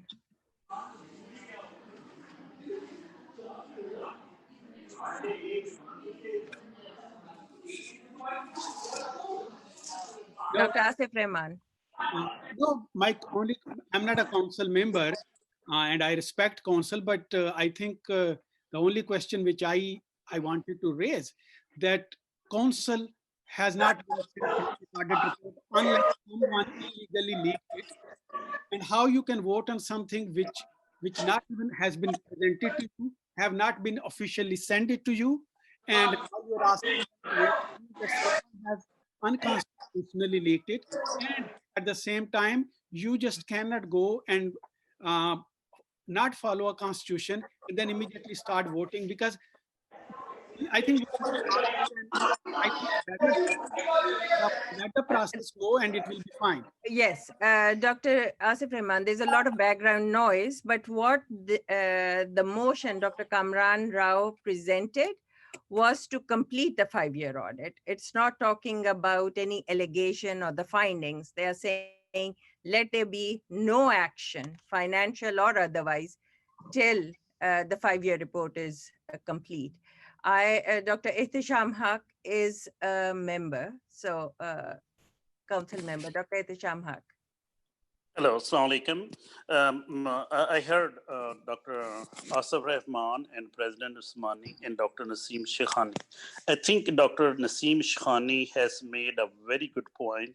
If people have read it on chat, let's bury the hatchet. I think we should move on to 5-year audit as we approved, all of us. And secondly, neither Dr. Asif Rahman nor Dr. Usmani has accused Dr. Zafar Iqbal of any illegal thing. So if there is no illegal thing, we can move on, as Dr. Naseem Shekhani said, and we can have a 5-year audit, and we can look at what are the presidents have been doing in last 5 years. If there is a pattern of doing something every year, then it's not an illegal or wrongdoing. We can set the standards for the future. Thank you so much, Dr. Can you hear me, Dr. Usmani? Yes, Dr. Zafar Hamid. Oh my God, thank you. Thank you so very much, everyone. And thank you for your patience. I need a few minutes to answer some questions. I'm also representing the chapter of South Florida here. First of all, I would like to congratulate Dr. Harun Durrani, Dr. Arshad Rehan, and Dr. Humaira Qamar for joining the EC for 2021. I hope they do their best to brighten up APPNA a little bit. Everyone talked about working together and burying the hatchet. I am like everyone in APPNA for it, but niyat should be saaf. You cannot keep throwing clean clothes in dirty laundry basket. We have to be truthful and not a hypocrite. I'm so sad to hear the chair of BOT that even after forensic companies report, he's spinning the facts and making stories again. I don't know what his agenda is. I don't know what his thought process is. I don't know what I have done to him, but really in front of the council, you are seeing everything yourself. You, the council, had approved a 5-year audit. BOT did not respect that and has done only 1-year audit, singling out 2018. All the questions about 2018 finances by BOT and ENG last year had already been answered by me, and we basically, but they spent about $20,000 this year to find the same what I had told them that every penny was rightfully spent. Since the audit didn't find any wrongdoing, BOT again is trying to harass me by reporting it to ENG. When will this personal vendetta stop? I don't know. The forensic audit report came out on August 17, but the EC did not get it till 2 days ago. Why? Now they have sent a complaint against me to ENG that I did not seek permission of BOT before buying a mobile health clinics. Explanation: following do not need BOT's approval. A budgeted item does not need to be BOT approved. Individual, alumni, and chapters donation for a said project do not need BOT approval. The money donated by the ZT Wealth as it was already earmarked for philanthropic projects in the MOU contract with APPNA and ZT Wealth, was used in 2017 by Dr. Sajid Chaudhry to buy mobile clinics in USA, and same was done in 2018 to buy mobile clinics in Pakistan. So why 2018 is being singled out? Why? In the end, I would hope that the ENG committee doesn't become partisan, look at my answers what I had given them last year, and talk to me and get this thing over with. That's all I'm asking for. Thank you so very much. Thank you, Dr. Hamid. Now I would like to recognize Dr. Humaira Qamar.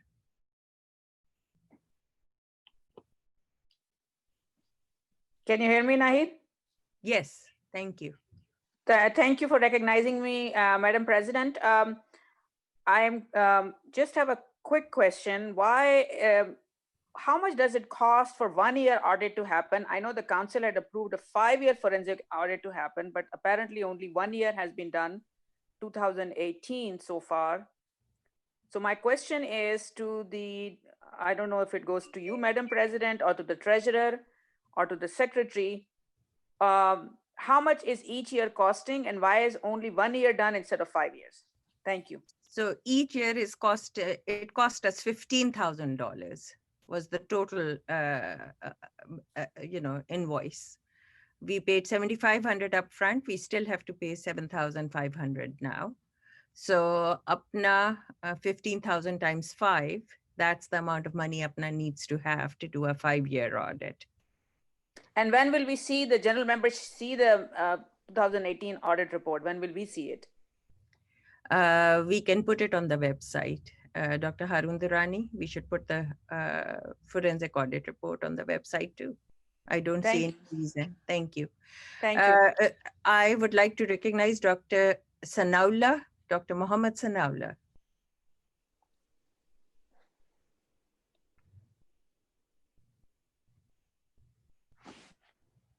Can you hear me now?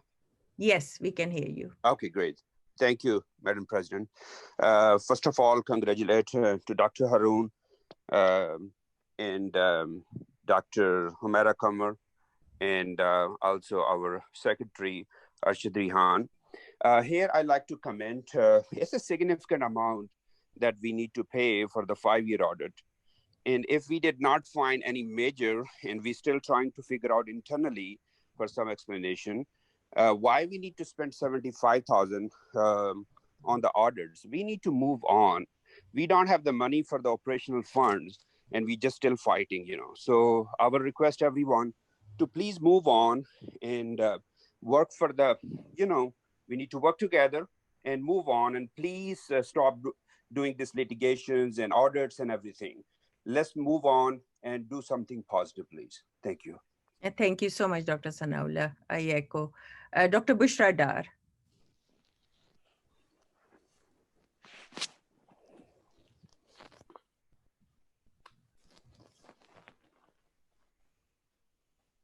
Can you hear me now? Yes, we can, Dr. Bushra. Yeah. Thank you very much. Great meeting so far. Congratulations to all the winners. And like everybody else showed the concern, I totally agree that we need to just kind of move forward. Like Dr. Shekhani said, bury the hatchet now. And I think some of the members have fairly, honestly, we have raised the right reason that why waste money on going back 5 years backwards. But I think when there's nobody is found guilty, nothing wrong has been found, we should just close this chapter and move forward, and we should stop all further investigation, wasting money on APPNA's money on it, since we are already kind of low on money. So I think we should move forward and just kind of stop why single out 2018 president and not going backwards when there was no wrongdoing found. I think we should stop this and move forward now. Thank you so much. Dr. Nadeem Qazi.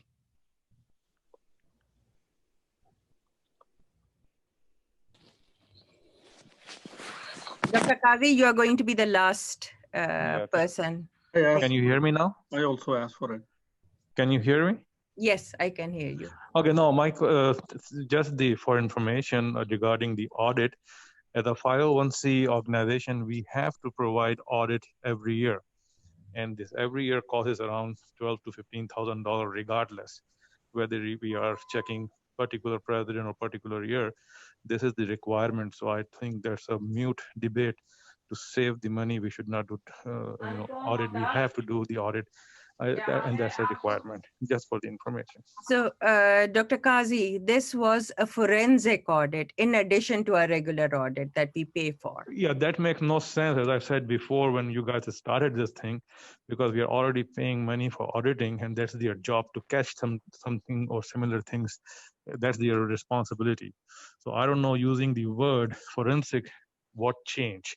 Not much change legally. The report will be same as what you have received before. So don't spend for forensic word, but we have to do audit every year, and its cost is around $14,000. Thank you so much, Dr. Kazi. Yes, Dr. Tariq Awan, you did raise your hands. You are the last questioner. Then we have to go back to the motion. Thank you. Hear me? Yes, we can hear you. Thank you, Madam President. First of all, I would like to thank the winners of the election, Dr. Harun Durrani, Dr. Humaira Qamar, and unopposed elected Arshad Rehan. And same time appreciating a great campaigns run by the runners-up as well. And I hope that moving forward, we all will work together in the best interest of APPNA, inshallah. So I won't take much time, just focusing on, as most of the my colleagues have just suggested, I do strongly suggest that we should move on and try to finish anything related to legal. Thank you, Dr. Awan. Thank you. So let's, Dr. Kamran Rao, do you still stand with the motion? Please, we just need the council now. We have to vote on it. So, Dr. Kamran Rao. Dr. Usmani, this is Dr. Khalid. Can I be recognized very briefly? Yes, please go ahead. I think there's a motion on the floor. Why don't yes, we need to take a vote. Yes. We haven't decided on the quorum. Let's do that. I think we do have quorum, but the policy is that we have to signify that there is quorum, and then move forward. And the council approved the 5 years. Only the council can go and say no to a 5-year, and I will support not continuing this on. Okay, so that will be a separate motion. Let's first establish the quorum. Dr. Durrani, please establish the quorum. I think we can add that. Nick, do we have the quorum? We have 28 that I counted so far. Okay, so that's quorum. Let's take a vote on the first motion. May I say something, please? Yes, Dr. Rehan. I think, I'll respectfully ask the movers of the motion if they would amend the motion to, I personally feel that, we are talking about $15,000 on this 1-year audit. Actually, it's not 15, it was $21,000. It was only because we found a loophole in the agreement that we went back and told them that they can't have $21,000, just $15,000. So $20,000 for 5 years more is $80,000 more. So I'll ask the movers if they would agree to changing their motion to taking out, conducting the full 5-year audit in the interest of saving the organization money. But I agree with the other part that all other proceedings against Dr. Iqbal Zafar Hamid be finished with and not moved to any other committee, and this matter be stopped here. Okay, so that's why I was referring back to Dr. Rao. Dr. Kamran Rao Ali, please go ahead. Thank you so much, Madam President, and I agree with wonderful people. I would like to comment as well before I go to motion as a part of discussion. Do you think it is fair that you approve 5-year audit, then you grill one person, and then one person gets comes out without anything, then you say, okay, chalo aur paise zaya nahi karte hain. What if there was something wrong in that audit? That is not a good thing. We care about APPNA, but then this care has to start when this year audit was started. So I think that was totally wrong thing.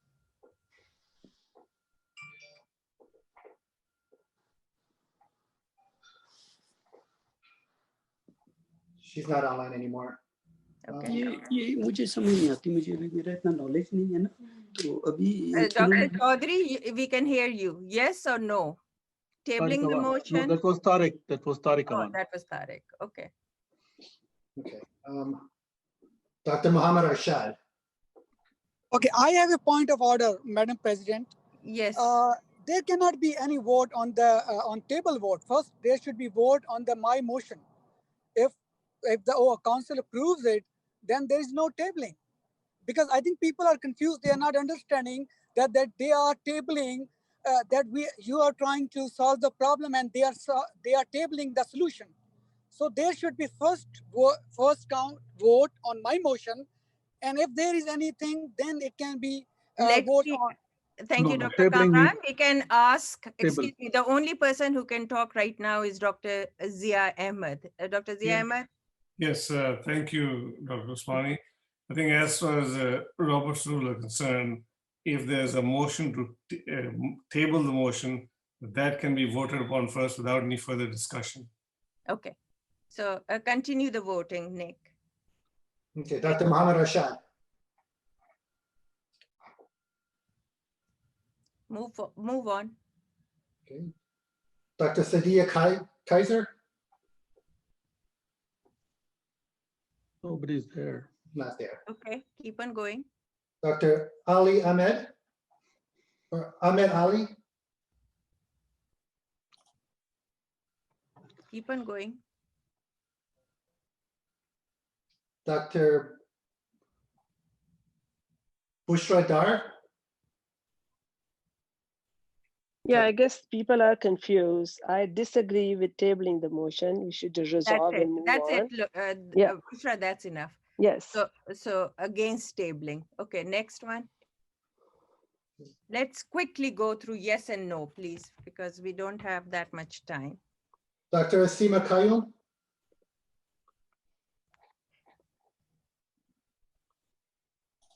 Dr. Asima Kayum. It's not Dr. Qayyum who is representing New England chapter. It's Dr. Yusuf Sheikh, actually. I don't see Yusuf Sheikh online. Okay. Okay. Dr. Mohammed Arif, New York chapter. He's not online as well. Okay, keep on going. Dr. Muzaffar Salimi, Oklahoma chapter. Keep on going. Dr. Shazia Zafar. Dr. Iqbal Zafar Hamid has the vote for her. Oh yes, Dr. Iqbal Zafar Hamid.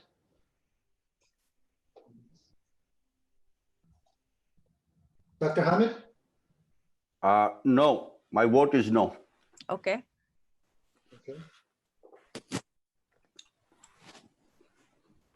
Dr. Azhar Majid. Dr. Majid from the Southern California chapter. No. Okay. And Dr. Can you hear me, Dr. Osmani? Who is this? This is Dr. Muzaffar Salimi. Yes, we can hear you, Dr. Salimi. Go ahead. I just wanted a little clarification. When we vote no, what are we voting for? We are voting to table the motion to stop the 5-year audit and to stop any proceedings related to the 2018 audit. So we are tabling that motion. That's all. So we are tabling no. So then. No. Okay. Muzaffar Salimi is a no. Okay. Dr. Sabahat, Upstate New York, Pennsylvania chapter. Dr. Sabahat. I keep on going. Okay. Dr. Mohammed Rice, I'm sorry. I don't see him online as well. Okay. Dr. Faisal Chima, Aga Khan University. I have two comments. Comment number one, that I, as a council member, have no access to this financial report or forensic report. So therefore, I cannot, make an opinion about something which I have not seen. Number two, as I recall, the BOT report mentioned that a part of the transactions which took place overseas have not been brought into the attention of that. Again, this leads to confusion. So therefore, I will vote in favor of tabling this motion until the report has been made available to the council. Thank you, Dr. Chima. Next. Dr. Sohail Sarwar. Allama Iqbal. Yes, I will vote yes for this. Can you hear me? Yes. So Dr. Suhail, yes to table the motion. Okay. Okay, thank you. Who was that, Dr. Suhail Sarwar. Allama Iqbal. Okay, I got that.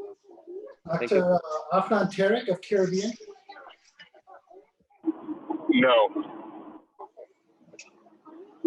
No to tabling, please. Thank you.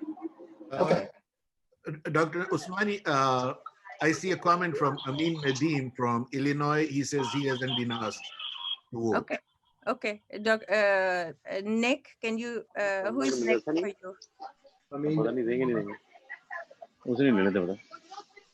Hello? Yes, if they voted, can they please mute themselves? Dr. Nadeem? I can hear you. I can hear you. Dr. Nahi Usmani, I know you have explained the motion about abolition, but just explain it a little bit more. I know we are trying to tabulate a motion to. Okay, so the right now, so the original motion, everybody please listen and mute yourself. The original motion was that we should stop the 5-year audit and not take any action resulting from the 2018 audit, no financial action or referral to any committee. Any proceeding to stop. Then the amendment, there is a motion proposed by Dr. Harun to table that original motion so that there should be no discussion. So right now we are voting on tabling the original motion. Yes or no? Yes. So table the motion. Thank you, Dr. Nadeem. Yes.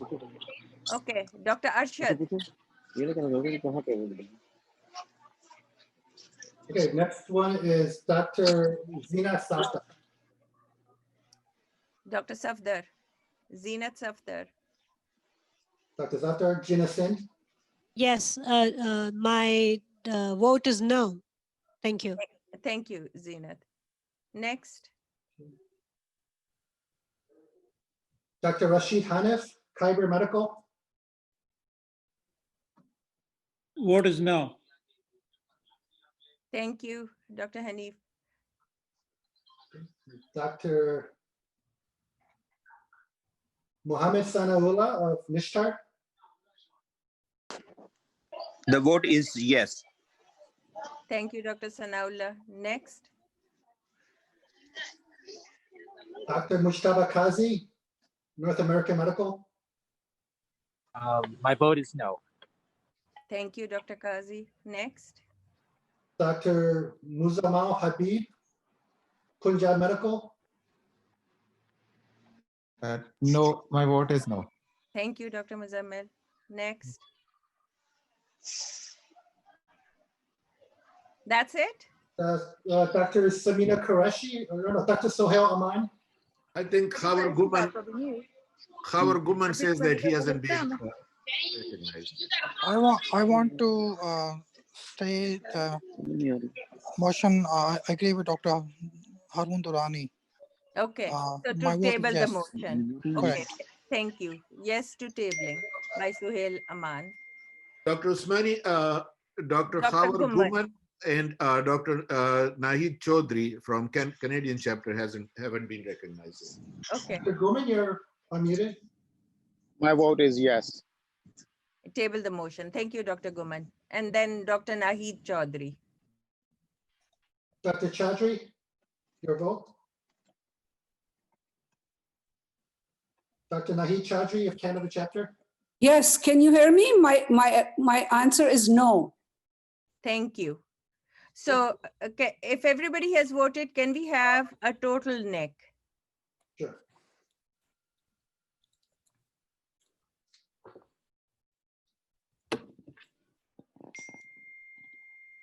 There's Muhammad Kamar Khan who hasn't voted. Muhammad Qayyum Khan, Muhammad Q Khan. Ahmed Khan. So King Edward has not been recognized either. So let's recognize all of them.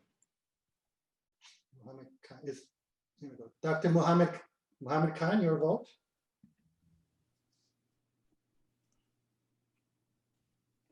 Dr. Khan? My vote is no. Thank you. Next. Okay, and then Dr. Samia Wasib of King Edward? Dr. Samia Wasim? I don't see her online. Right. Dr. Muhammad Asim from Texas. We have an online vote from Kemkana, Dr. Samia Wasim. She votes no. Okay. And then Dr. Muhammad Asim from Texas needs to be asked.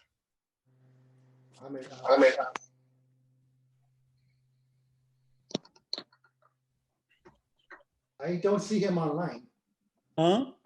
Dr. Muhammad Asim, oh, here you are. Your vote? Dr. Asim?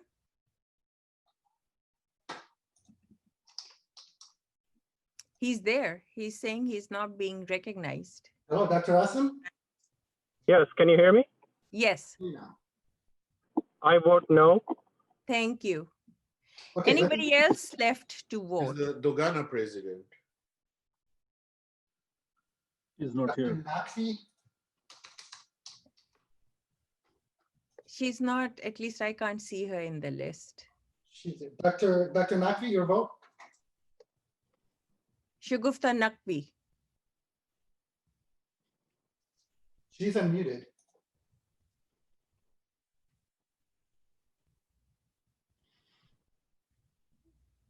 Hello, Dr. Naqvi, your vote?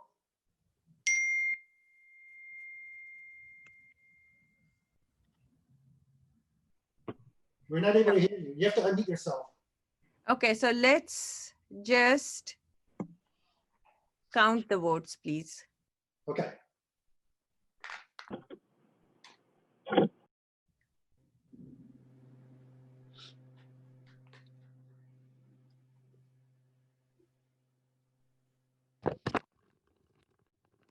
Dr. Shagufta Naqvi is on. Dr. Naqvi? Yes. Table the motion. Dr. Naqvi is a yes.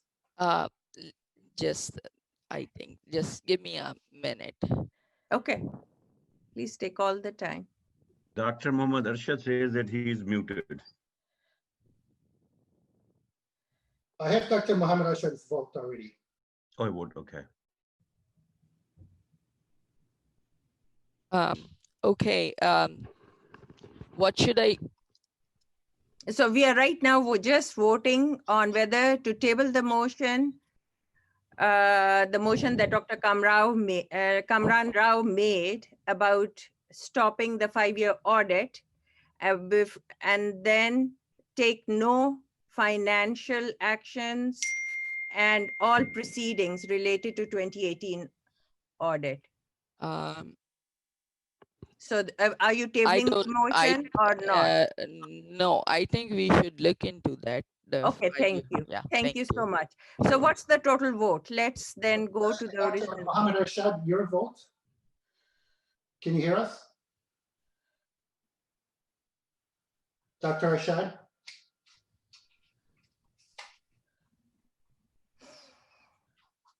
Harun, can you ask Dr. Arshad to respond?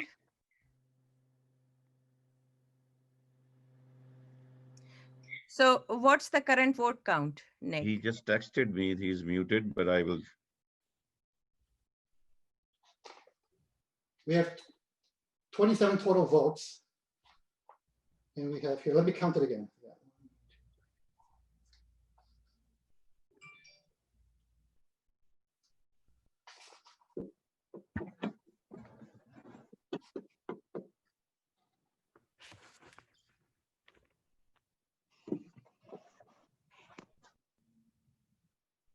We have 17 noes and 10 yeses. So the motion is rejected.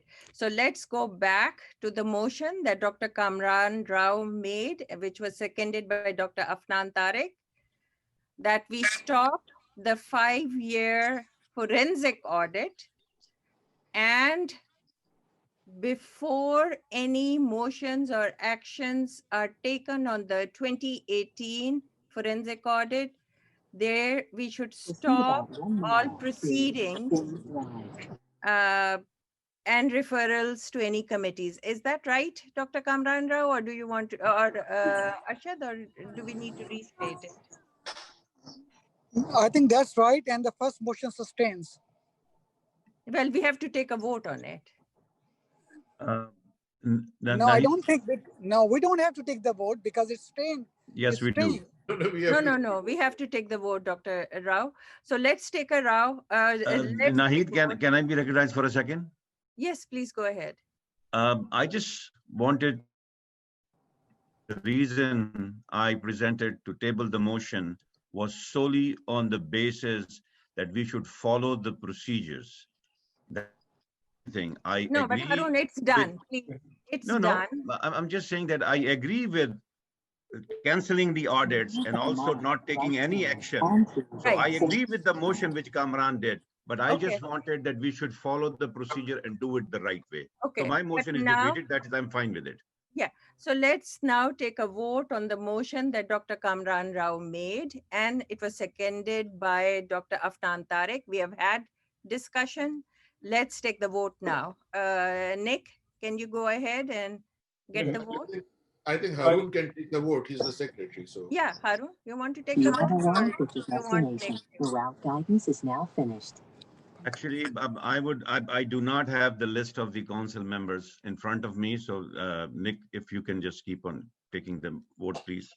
And if I can suggest, Dr. Swani, that in the interest of time, if you can go straight, go with 5 as them to vote, and if somebody gets missed, they can come back and talk to you and you can let them know. Otherwise, it'll be another 15 minutes to take this. I agree. So, Nick, sir, please recite the name and people have to say yes for the motion and no against the motion. And that's it. No discussion. No statement. So just go down the name. Congratulations. Okay, so Dr. Usmani. Yes. Dr. Khalid. No. Dr. Durrani, you presented? Or not? No, he didn't present the motion. He can vote. You're asking me? Yes. My vote is yes. Dr. Rehan? Dr. Rehan? Yes. Dr. Rashid Hanif, can you mute yourself, please? Sorry. Dr. Shikani? Yes. Dr. Haq? Yes, but I think the word should be used suspend, not to stop. We should suspend it until we have $80,000 in future for 5 years. But my vote is yes. Dr. Tariq Awan?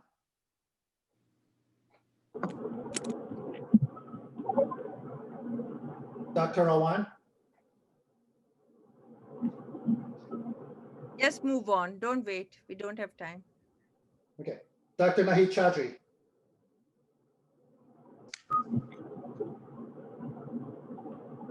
Dr. Nahid Chaudhry? She's not on anymore.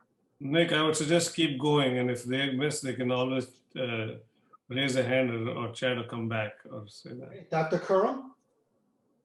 Dr. Kurum Guman, Connecticut chapter? I abstain. Abstain. Dr. Mohammed Arshad?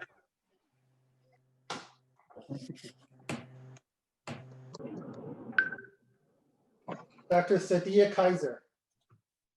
Dr. Sadia Khizr. Sadia, I'm sorry. She's not on anymore. Dr. Ahmed Ali.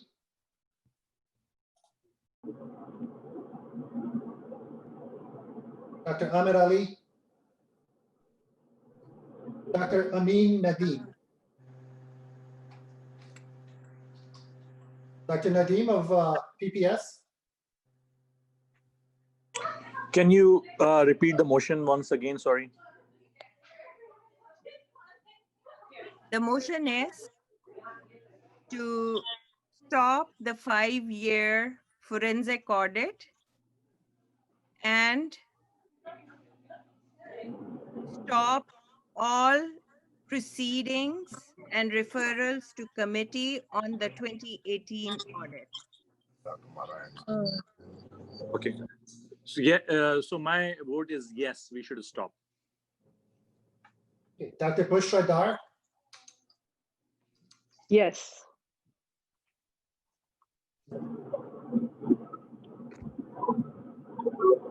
Dr. Asiva Kayum. Here to keep right. New England chapter.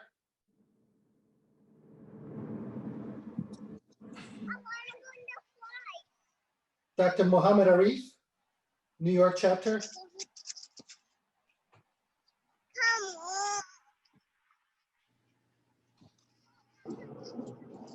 Dr. Muzaffar Salimi, Oklahoma chapter. Yes. Yes.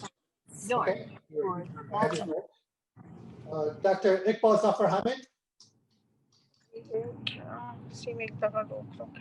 Dr. Hamid of South Florida. Yes, if he said that. Yes. Yes.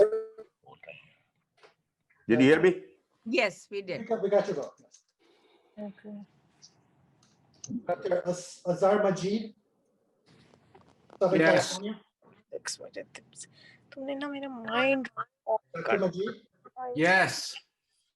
When you're not in a thing. Can you mute yourself, please? Dr. Sabahat, upstate New York.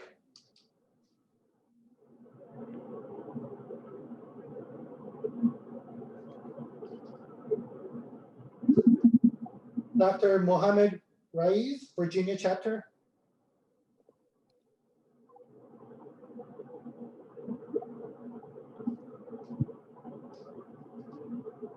Dr. Faisal Chima, Aga Khan. Yes. No, that was not myself. Someone else said something. I'm Dr. Khan. I said yes. Dr. Muhammad Q. Khan said yes. Faisal, please go ahead. Yes, I'm actually in awe of this motion. Just like no one would like to Yes or no? comment. I think just restrict your answers, please, to yes or no. Well, what is the motion, Dr. Usmani? The motion is to stop the 5-year forensic audit and to stop all proceedings related to the results of 2018 audit or referrals to any committees. The audit firm did not find any wrongdoing.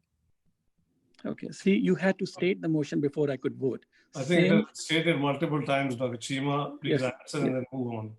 No. Let's go to the next. Thank you. Next. Dr. Sohail Sarwar, Allama Iqbal.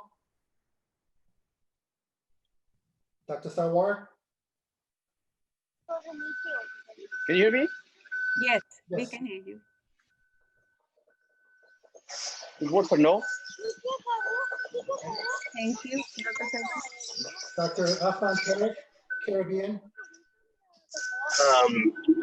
Just a quick point, Dr. Aswani. I believe there's misinformation in the chat coming from the president-elect. He says that we cannot stop audits and their requirement of bylaws. I think, that is, I think we should it stop has to be this. just a yes or no vote. You can vote against it or you can vote for it. But in the middle of voting, that's what I was talking about. I understand that. I do understand that. I would just like to point out there's misinformation going on for the president-elect. I apologize. There is no Dr. Afnan Tariq, vote yes or no? Oh, Yeah. you seconded the motion. Dr. Afnan Tariq seconded the motion. in Yes, saying yes. Okay, Dr. Zina Safdar, Yes. Dr. Rashid Hanif, Khyber,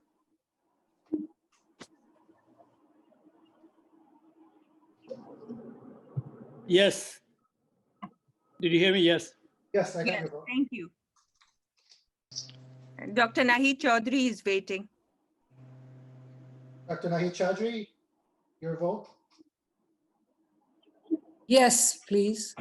My vote is yes. Okay. Can you hear me? Yes, we did. Thank you so much, Dr. Chaudhary. Dr. Muhammad Sanaullah, Nishtar, When I was. No. Dr. Mujtaba Kazi, North American, No. Dr. Muzamal Habib, Punjab,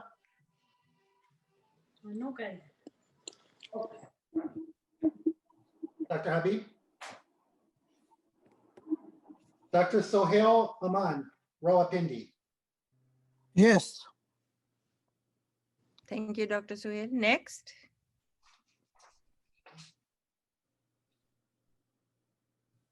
Dr. Asim, Give you. Dr. Muhammad Asim. Yes. Yes, is my vote. Yes, thank you, Dr. Asim. did I miss anyone? Dr. Asima Qayyum is here. Dr. Qayyum. And my name too, Shagufta Naqvi. Madam President, is Tariq Awan here? Can I be recognized for a second? Yes, Dr. Awan. Yeah, Yes but or no? I was not counted. Yes, my vote is no. Thank you. Dr. Naqvi. Yes. Thank you. Dr. Asma Qayyum. No, we can't get her. You can answer in chat. Okay. All right. So have we counted everyone? How many votes do we have?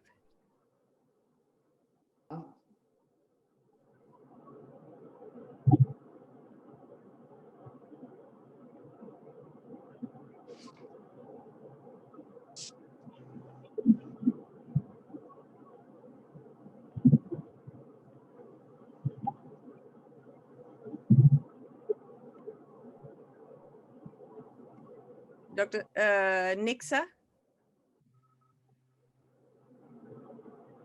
Okay, we have 16 yeses, 6 noes, and 1 abstain.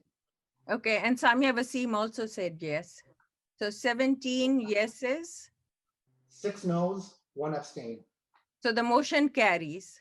Now I would like to request the Board of Trustees to kindly withdraw their complaint from Ethics and Grievance. Thank you so much. Now coming back we should come back to our agenda and go through, we have half an hour to go through committee reports, please. So is Dr. Shahid Usmani there for Lifetime Dues Investment Advisory Committee? Nick, is Dr. Usmani there? He is not on currently. Okay, so how about Dr. Masood Akbar? He is not on either. Okay, Dr. Sajid Chaudhary. He is on. Dr. Sajid Chaudhary, do you want to? Oh, Dr. Afnan Tariq is saying he has a motion. Again, the same thing, you know, I like to present a motion too then, first.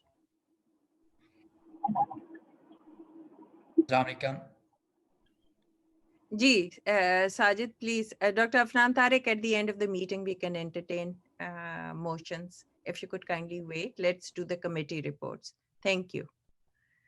Yes, Assalamu alaikum, Dr. Chaudhary, please go ahead. Assalamualaikum. I just want to thank APPNA Executive Committee membership and our donors helping us for the COVID relief work. And I will request actually Dr. Aisha Zafar to present the actual report. Thank you. Thank you so much to Dr. Sajid Chaudhary. Thank you for all the work that you do. Thank you. Nahid, this is Arshad. I know we made dua previously for Rubina, but now that Sajid is here, maybe we could all join in a dua for her soul.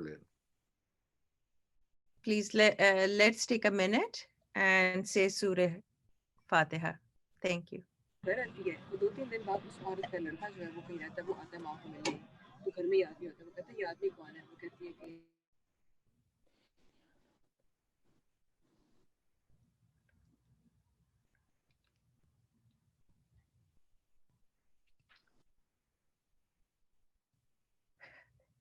Thank you so much, Sajid, for everything that you have done.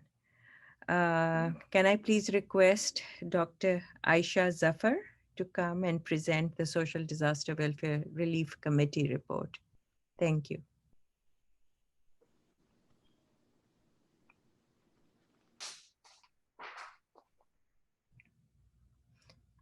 Dr. Aisha Zafar? Aisha Zafar is muted. She has to unmute herself. Dr. Zafar, if you can unmute your phone or computer. Yeah, I unmuted myself. Can you hear me? Yes, thank you so much, Aisha.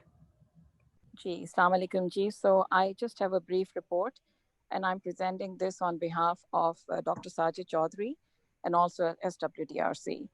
So we collected $1,080,000 for COVID-19, and we distributed food, PPE, and oxygen tanks for $950,000.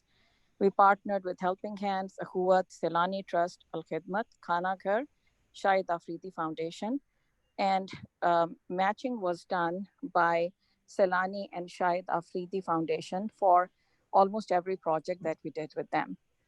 The second project was Karachi Rains, for which we have raised $85,000, and we've distributed $55,000 worth of food and fresh water along with food rations. Special thanks to DMV chapter for donating $30,000 and PPS for donating $13,000, which were all matched by APPNA. The Third Water Fund, which has been managed by Dr. Abdul Majid, has about $65,000. I remain grateful to him, his alumni LMC, and to Dr. Khalid Mehman for raising those funds. As far as the Dr. Rubina Anayat Memorial Fund is concerned, we have $43,358 in that. This is basically, it was raised for the Oxygen Fund. Dr. Sajid Chaudhary is working on that, and he will make some final decisions regarding whether it will be an endowment fund or what the future plans will be. The last project is the Cornea Fund. Since it was started in April 2017, when Sajid was the president, we have sent 3,243 corneas to Pakistan. 586 were sent this year. As you are aware that due to COVID, for about 4 months, no surgeries were done in Pakistan. To this date, we have raised $750 for this project. We are sending corneas to all provinces and 28 hospitals in Pakistan. So this is a rather brief report. There's a lot to discuss. I just wanted to mention that out of the 950,000 that we have distributed so far, which is for COVID, about 500,000 has gone to Pakistan, 450,000 has gone to USA. And again, mainly this is for food, which I think is going to continue to be a big requirement.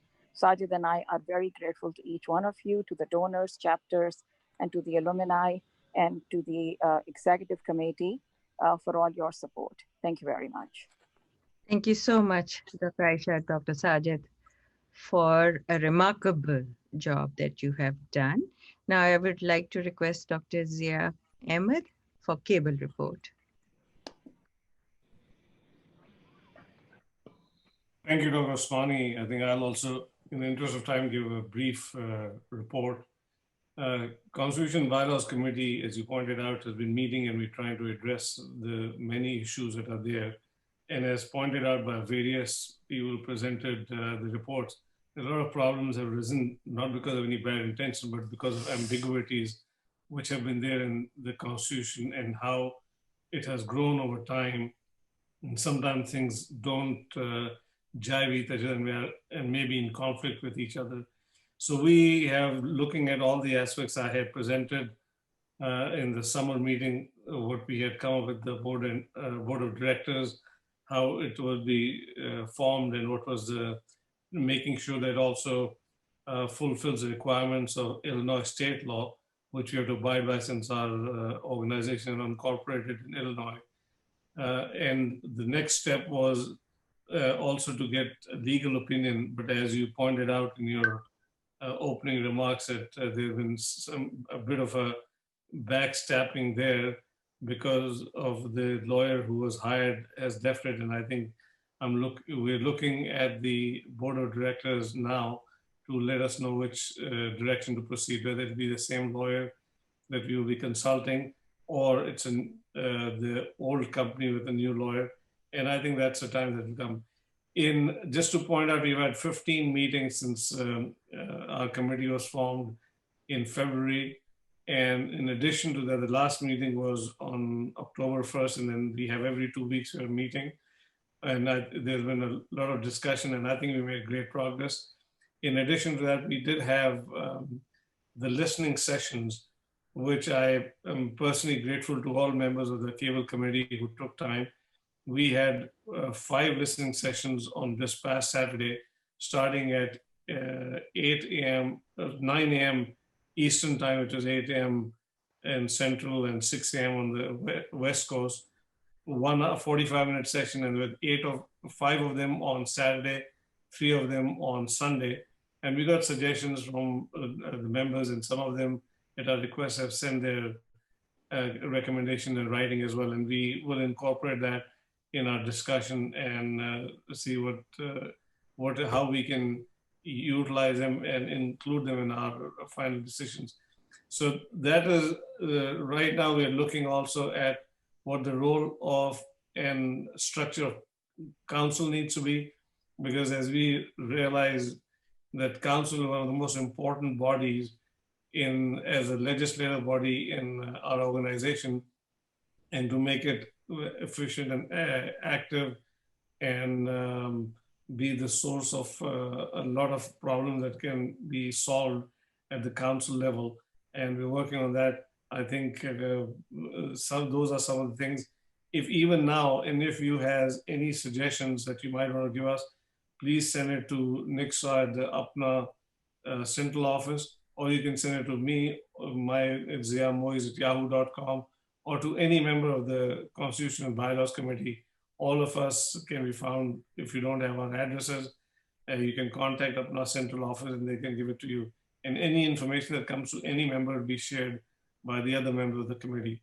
So I wanted to thank Dr. Usmani and other members of the board of directors, the officers, and especially also Dr. Rizwan Khalid and Dr. Harun Durrani, who participated in the process by being members of our Constitution and Bylaws Committee.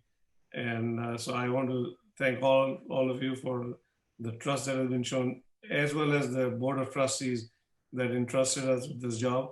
We'll continue, as we said earlier, this is not a 10-month process starting in beginning of March and finishing in December. We took a longer view that these are something that we need to look at, and this will go into next year. And hopefully we can have continuity of this. The new board of directors will choose to have some of the members that can continue the work which has been done.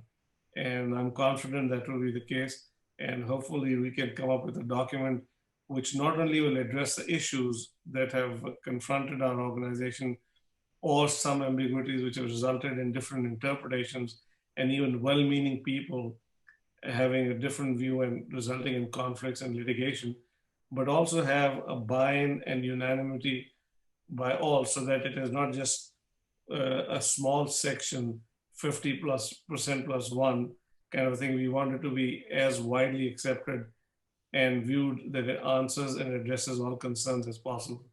And for that, I want to just take this opportunity to thank the other 8 members of my Constitutional Bylaws Committee who have shown the willingness to come and worked hard and are working to do that, to produce such a document which we will present to you as soon as it's ready. But we will be in constant communication with the membership in terms of getting the input and providing them with what we have been doing.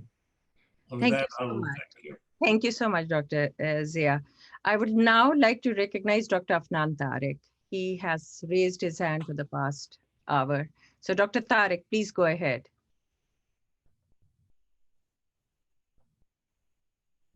Dr. Afnan Tariq. Yes, sorry, I was muted. Thank you. I would like to make a motion for APPNA to, and this is actually consistent with our previously passed motion from the summer council meeting, which is that APPNA should not use any of its extremely necessary funds to fund any litigation, including the position it's taken contrary to itself in the Bari case. And just to provide some context, which I believe is my privilege for this, the meeting was opened by saying the president-elect said this was not a concession, but the minutes from January 5th, 2020, Dr. Khalid, I'm going to quote this directly so there's no confusion. Dr. Rizwan Khalid recommended to concede in doing settlement agreement with Naveed Bari. Another quote from that meeting, direct from those meeting minutes, APPNA conceded the case to avoid further litigation. On January 14th, they took the EC took the extraordinary motion of superseding the current president by passing a resolution. I moved that the EC BOD assigns president-elect to be sole contact person in case of seeking any legal advice. Also, a direct quote from the minutes on June 30th, 2020. It's quoted RK dash. I presume that's Rizwan Khalid. That's the only RK on the board. It says, "Let's get money approved from council for day-to-day expenses and pay LOC with disaster relief loan." In the context of this, we had a council meeting, which we said there was a request for money. We explicitly stated there should be no money used towards litigation. Notwithstanding that motion that was duly passed by this council, over $20,000 or $30,000 have been spent by the current APPNA EC to take the direct contrary position to APPNA, which the interveners are filing for, resulting in APPNA v. APPNA right now in a lawsuit, which is rather ludicrous. And the reason the council has to address this is because the normal dispute resolution mechanisms are just completely inadequate here. If we notice the history of these entire lawsuits, if you look at the payments, which are all posted, by the way, for all the members to see, and they're shared in the password protection portion of the APPNA website, there have been payments, including an $8,000 payment to a client fund account payment that was earmarked for the Board of Trustees. Madam President, we have time constraints. But please let him speak. Thank you. So there were $8,000 that were paid literally to no one to a client fund account, in addition to another $8,000 that were paid for the BOT. Now, the question becomes, any amount, a dollar amount less than $10,000 has to be approved by the council. Any dollar amount above $10,000 has to be approved by the BOT. And the Ethics and Grievance Committee is appointed by the BOT. You have a constitutional crisis because the BOT and the EC from last year, well, one member of the EC, ordered reimbursements in the amount of $60,000, including $50,000 to one person and 4 lawyers that one person hired themselves. And this is all public knowledge, according to it. It's all factual.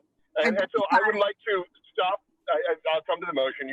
This is completely appropriate. I should answer. Yes, the motion is that we should stop APPNA's involvement, and this is concordant with the previously passed motion, that we should not spend any more APPNA money on lawsuits for or against. Dr. Usmani. Stop APPNA involvement in all lawsuits? Is that your motion?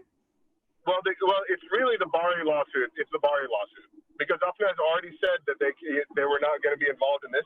They've made multiple indications to the same. No, so give me the motion you want passed, because we don't have time. Sure. So your motion is stop. APPNA should not spend any more money on litigation regarding the Bari lawsuit. Okay, thank Dr. you. We have a second. I need to be recognized.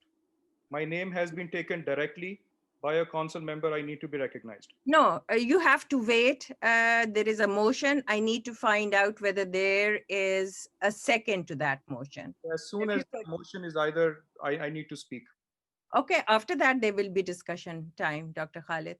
So any second to the motion? Dr. Zafar Hamid? Already decided. Who is seconding the motion? Iqbal Zafar Hamid. I'm seconding the motion. Okay. Now we are open for discussion. Dr. Rizwan Khalid. So this is an insinuation from a council member. I take strong objection to this. I want to put this objection in front of the entire council. My name has been taken and I have been quoted out of context. First of all, let me make it very clear to the council that Dr. Afnan Tariq has a strong conflict of interest and he should not be presenting a motion. He should not be discussing. He should exclude himself from any discussion because his father, Dr. Manzoor Tariq, is one of the petitioners to intervene on this particular case. So I strongly urge the council to defeat this particular motion because of a strong conflict of interest. Second point, I ran on a platform in which we decided the APPNA membership, the council of that time, 2019, wanted all lawsuits to be settled. At no point in time did we do anything which was against APPNA's interest. We lost $350,000 last year. The council should know we spent $350,000 last year and on lawsuits. So our aim was to do a no-fault settlement. There were people that wanted to come after the 2018 leadership and the chair of the committees. We decided, no, APPNA will be immune from any of those litigations, but we do a no-fault settlement. APPNA does not agree to any fault. So we decided that it will be a no-fault settlement. And as Dr. Zia Muiz has mentioned, we are advanced in taking care of our constitution and bylaws. Why spend money when you can fix the constitution and take everybody together? Do a consensus. Khalid, your time is up. I strongly urge the council to defeat this motion. This is a conflict of interest. The person should not be allowed to pass this motion. He's the son of the person who is a partner or petitioner to intervene against APPNA. So please, I disagree with this, and I'm strongly going to say no to this. Thank you. Thank you. So I want to clarify to the council that the intervener's complaint is not against APPNA, but against Bari. Okay, so any others raised hands? Can we add to the motion, please? Don't take. No, I am taking people according to the raised hand. So it's Dr. Khan who is next. Dr. Khan? No, Afnan should not talk, honestly. That is right. I think that Dr. Rizwan Khalid is right. Dr. Shekhani, do you want? Okay, so I'll recognize you. Dr. Shekhani, please go ahead. No, I just wanted to tell you that, I think Rizwan Khalid is right that he should not even present the motion. I got a sign that host wants you to. Dr. Ahmed, you are not muted. Yes, Dr. Shekhani. Okay, thank you. Dr. Khan. No, I didn't talk. You don't let us talk. Okay, go ahead. You have a minute. Okay, basically, the bottom line is I agree with Rizwan Khalid that, we should amend the thing is that if you are directly related to this case in any way, shape or form, you should not present a motion. This should be added to this motion then. Dr. Zia Muiz, can it be added?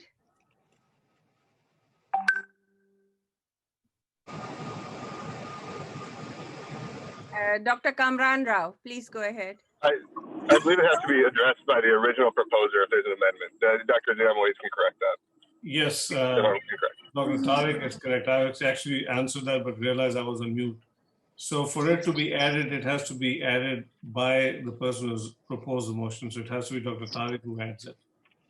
Otherwise, So Dr. Damoy, can I have a point of personal privilege because insinuations were made against me, whereas I only quoted facts in addition to my responding to the motion? okay, I think that's, you can have it as Dr. Usmani allows you to. Just 1 minute, Dr. Tariq, no more than a minute. No, absolutely. In any case, Dr. Rizwan Khalid claimed indignation. However, nothing that I stated is untrue, and it's literally quoted from the facts and the papers. Second of all, I'm not a party to any lawsuits. I haven't been a party to any lawsuits. Dr. Rizwan Khalid may, and I'm not going to actually make any insinuations, but he said he would concede. There are multiple things that have occurred that are highly irregular with this whole process, including not taking a position against himself. In addition, the EC of 2020, and this is actually, I believe, in documents somewhere, that they started the process of intervening into this lawsuit to concede it before they officially took office on January 1st.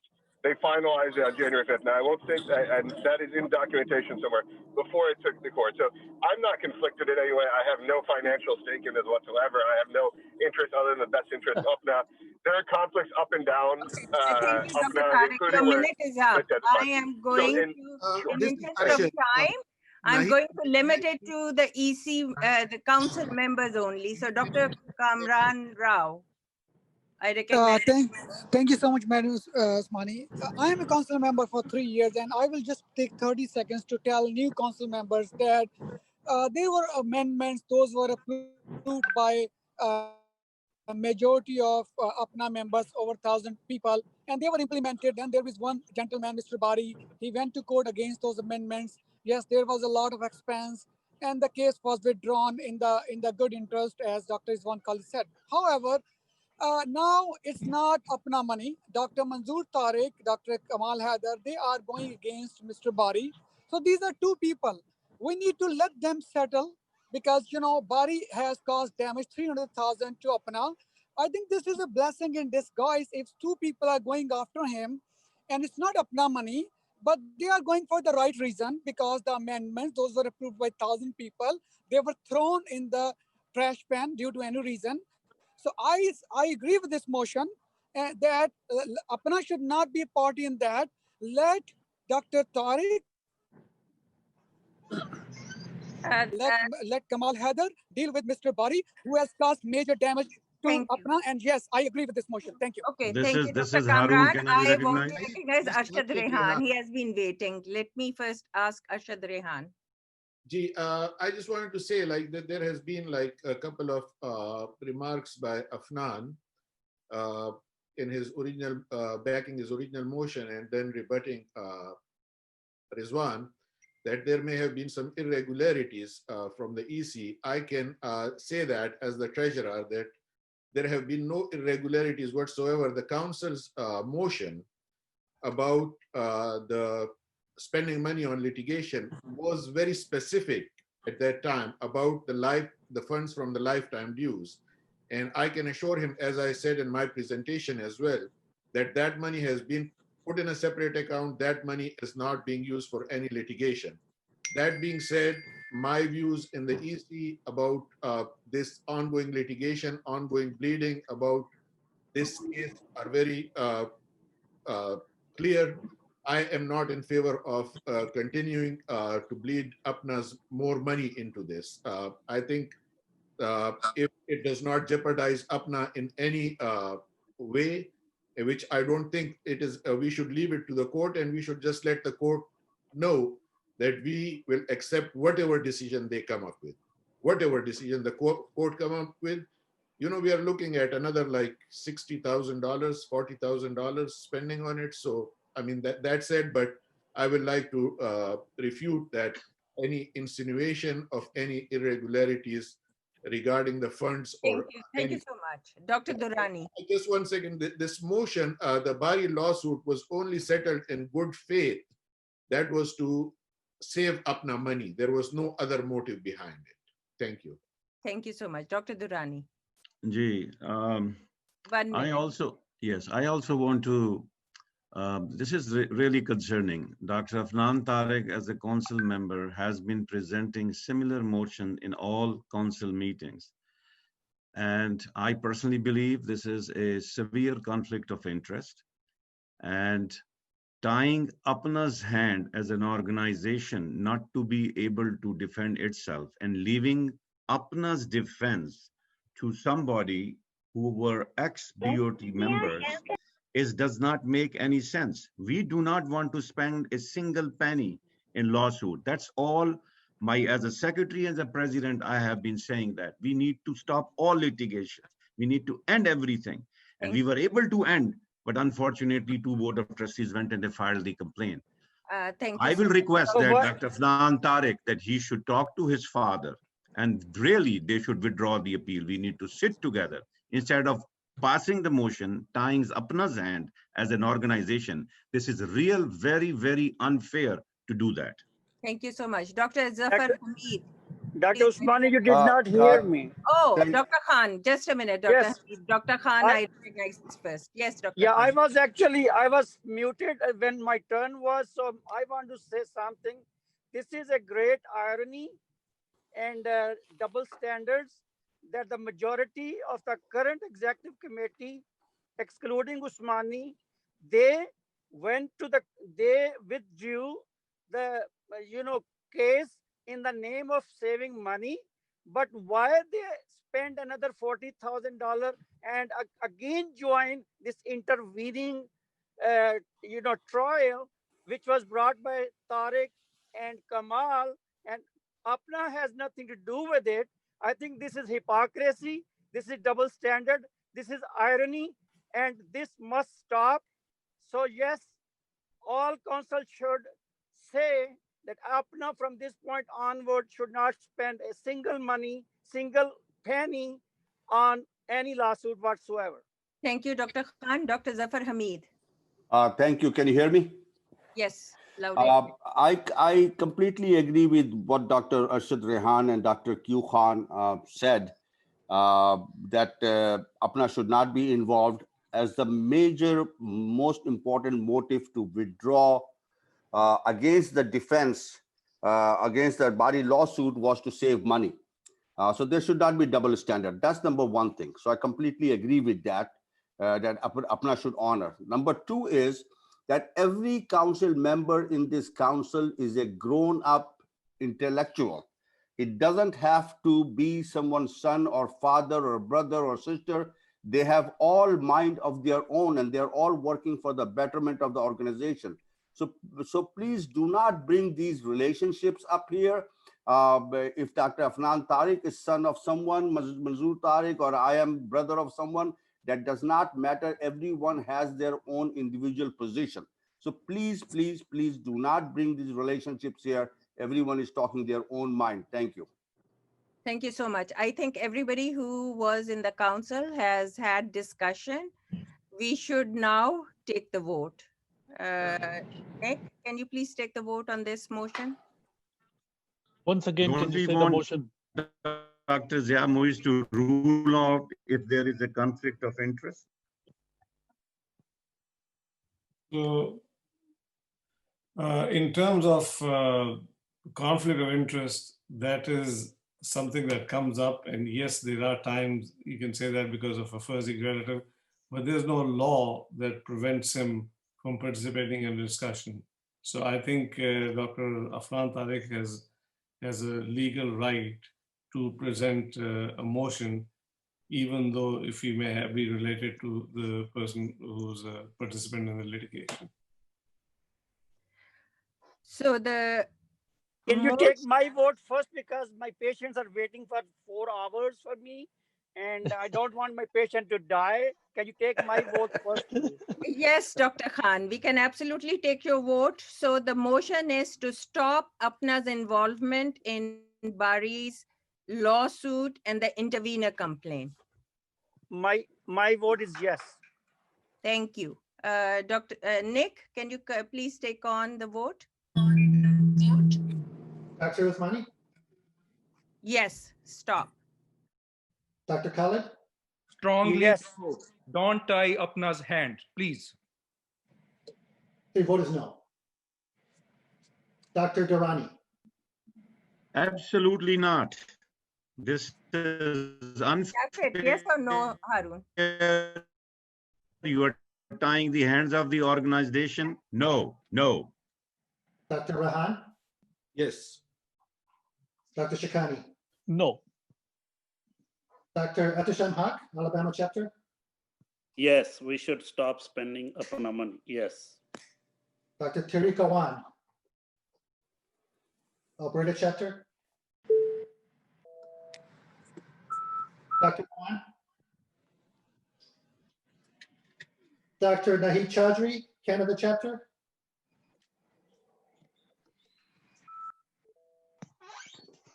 Dr. Kuram Guman.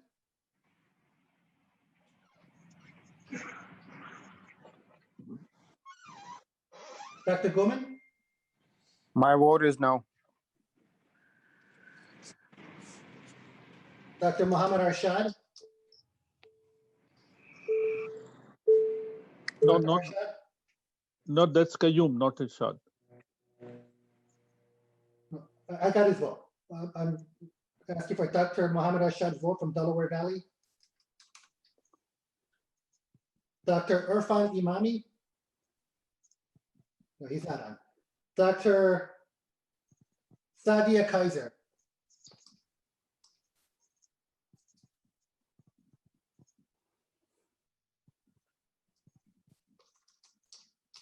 Keep on going.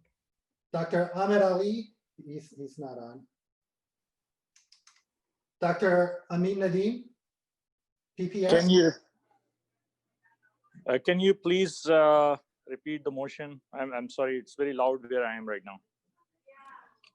Stop APPNA's involvement in Bari's lawsuit and intervener's complaint. Yeah, I agree that we should stop that. Yes. Thank you. Dr. Bushra Dar.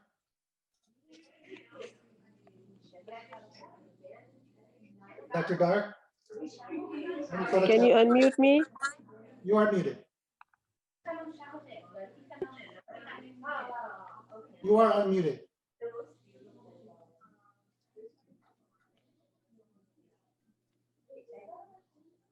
No, she needs to unmute herself. Dr. Dar, unmute yourself.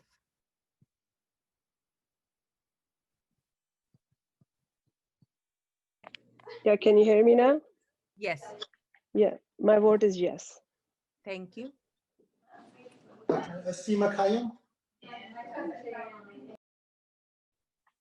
Dr. Kayum of New England chapter.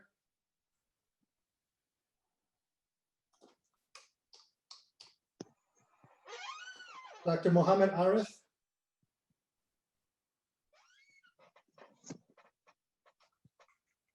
He's not on. Dr. Muzaffar Salini, Oklahoma chapter.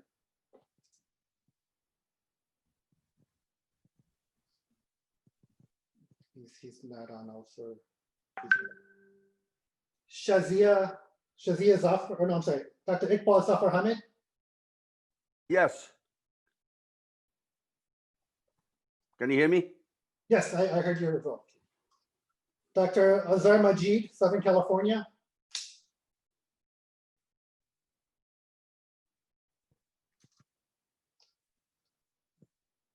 Dr. Ashraf Sabahat of upstate New York.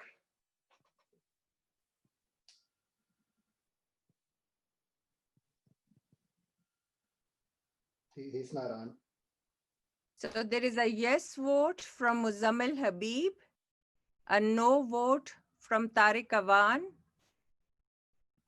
a yes vote from Dr. Samia Wasim. Okay. Tariq Awan is a yes or no? No? मैं अपनी ये chart कर लूं सारे. Who are the others? Samia Wasim, yes. Samia Wasim is yes. And Muzammil Habib, yes. From Punjab Miracle. And Tariq Awan was no. Tariq Awan was no.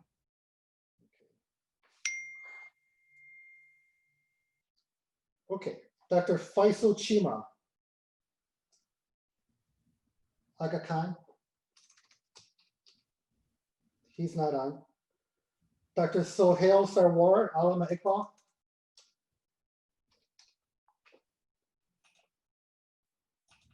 Dr. Sarwar? Yes.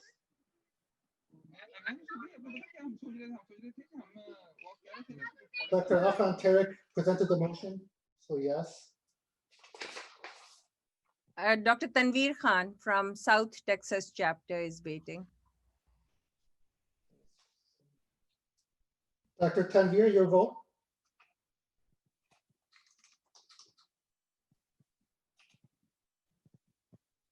Dr. Tanveer Khan, your vote?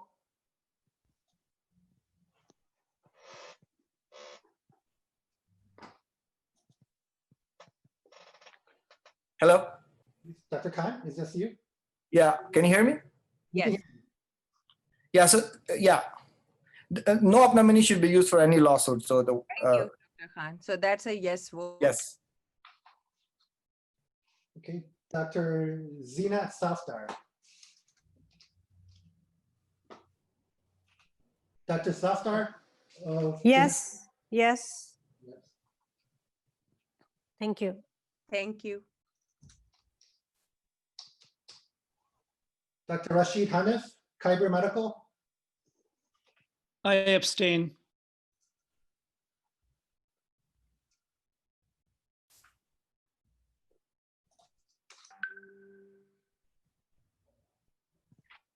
Dr. Mohammed Sanalullah Nishtar.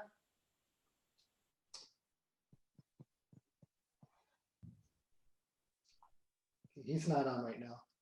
Dr. Muzaffar Salimi voted yes.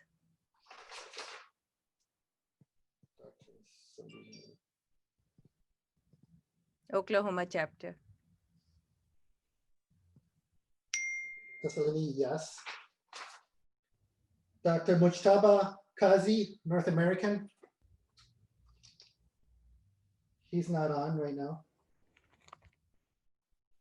And Dr. Sohail Aman of Rawalpindi.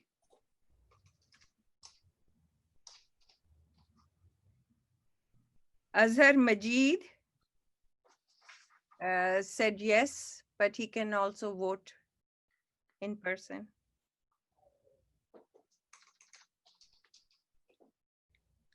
Dr. Majid, can you hear us? Yes. Yes, vote, please. Can you hear me? Yes. Yes, thank you, Dr. Majid. Am I missing anyone? Dr. Sadiq Naveed, for you to vote for Dr. Sanaullah, he had to give you proxy.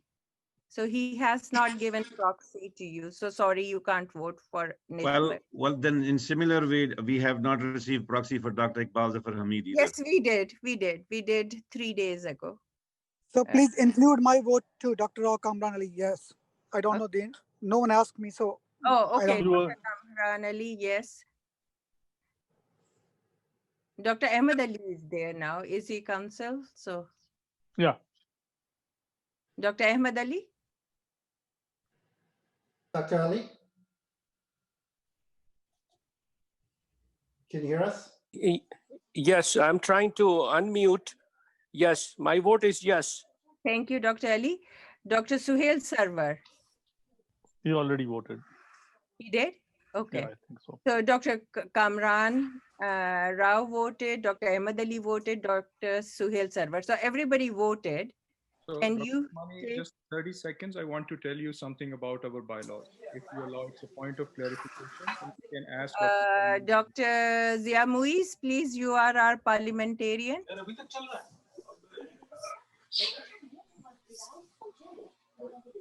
Let him speak for 30 seconds. What's the big deal? Am I recognized or I'm not? Yeah, I think you can make a point, but the voting has already taken place, so that vote has to be. We need to get the results first. Dr. Khalid, we will have you do your 20 seconds. Let's get the voting. So, Nick, can you give us the totals for the vote? And then I'll recognize Dr. Khalid. Yes, 17 yeses, 5 noes, and 1 abstain. Okay, so the moment, so the motion passes. APPNA will have no further involvement in Bari's lawsuit or in the intervener's complaint. I now recognize Dr. Rizwan. Go And I ahead. have a question too afterwards. So according to our bylaws, whatever the motion the council has approved, that's fine. According to our bylaws, and you can have Dr. Zia Muiz check it as well. You don't need to provide a proxy to participate. Whoever is the EC of that particular component society automatically becomes the proxy. So I know you did not allow Dr. Sadiq Naveed, who's the president-elect of Nishtar. If Dr. Sanaullah is not available, it automatically goes to the next in line. That's according to our bylaws. You necessarily do not to give a proxy and it has to go to the secretary. It does not have to go to the president. It goes to the secretary of the organization. Thank you. So thank you so much, Dr. Khalid. This is contrary to what I heard last year and this year and seen over the last 20 years. In APPNA, always the proxy had to be given to the office in the week prior to the council meeting. So our time is up. Thank you for the extra 15 minutes. I would like to request that we adjourn this meeting.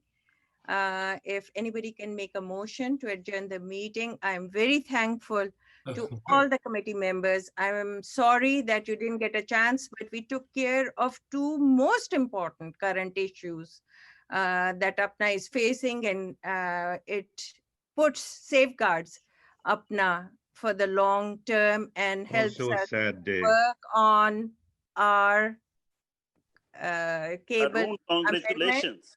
So I think, please, no editorial comments. Let's have a motion to adjourn the meeting and we will continue. Before we Can I make a motion to adjourn the meeting? To adjourn, this is Dr. One Khalid. thing I second it. Thank you very much. One thing, Dr. Rizwan Khalid had brought that point up, and to my understanding, I think it was that a proxy is needed, but I will check that because frankly, I was not aware of that. I will check it in the constitution bylaws what the current things are, and I will report back to the board of directors, the president-elect, and the other officers what the constitution says as far as that is concerned. So a point is noted, and I will respond to that. Okay. So is the meeting adjourned? Meeting is adjourned. This is Arshad. While Zia looks into this, why don't you take a conditional vote from Sadiq? And It's okay. It's okay. I think we should. I present the motion to adjourn the meeting. I second. it. Thank you. Good night. Good Thank you so much, guys. Thank you. Thank Thank you. Thank you. Bye.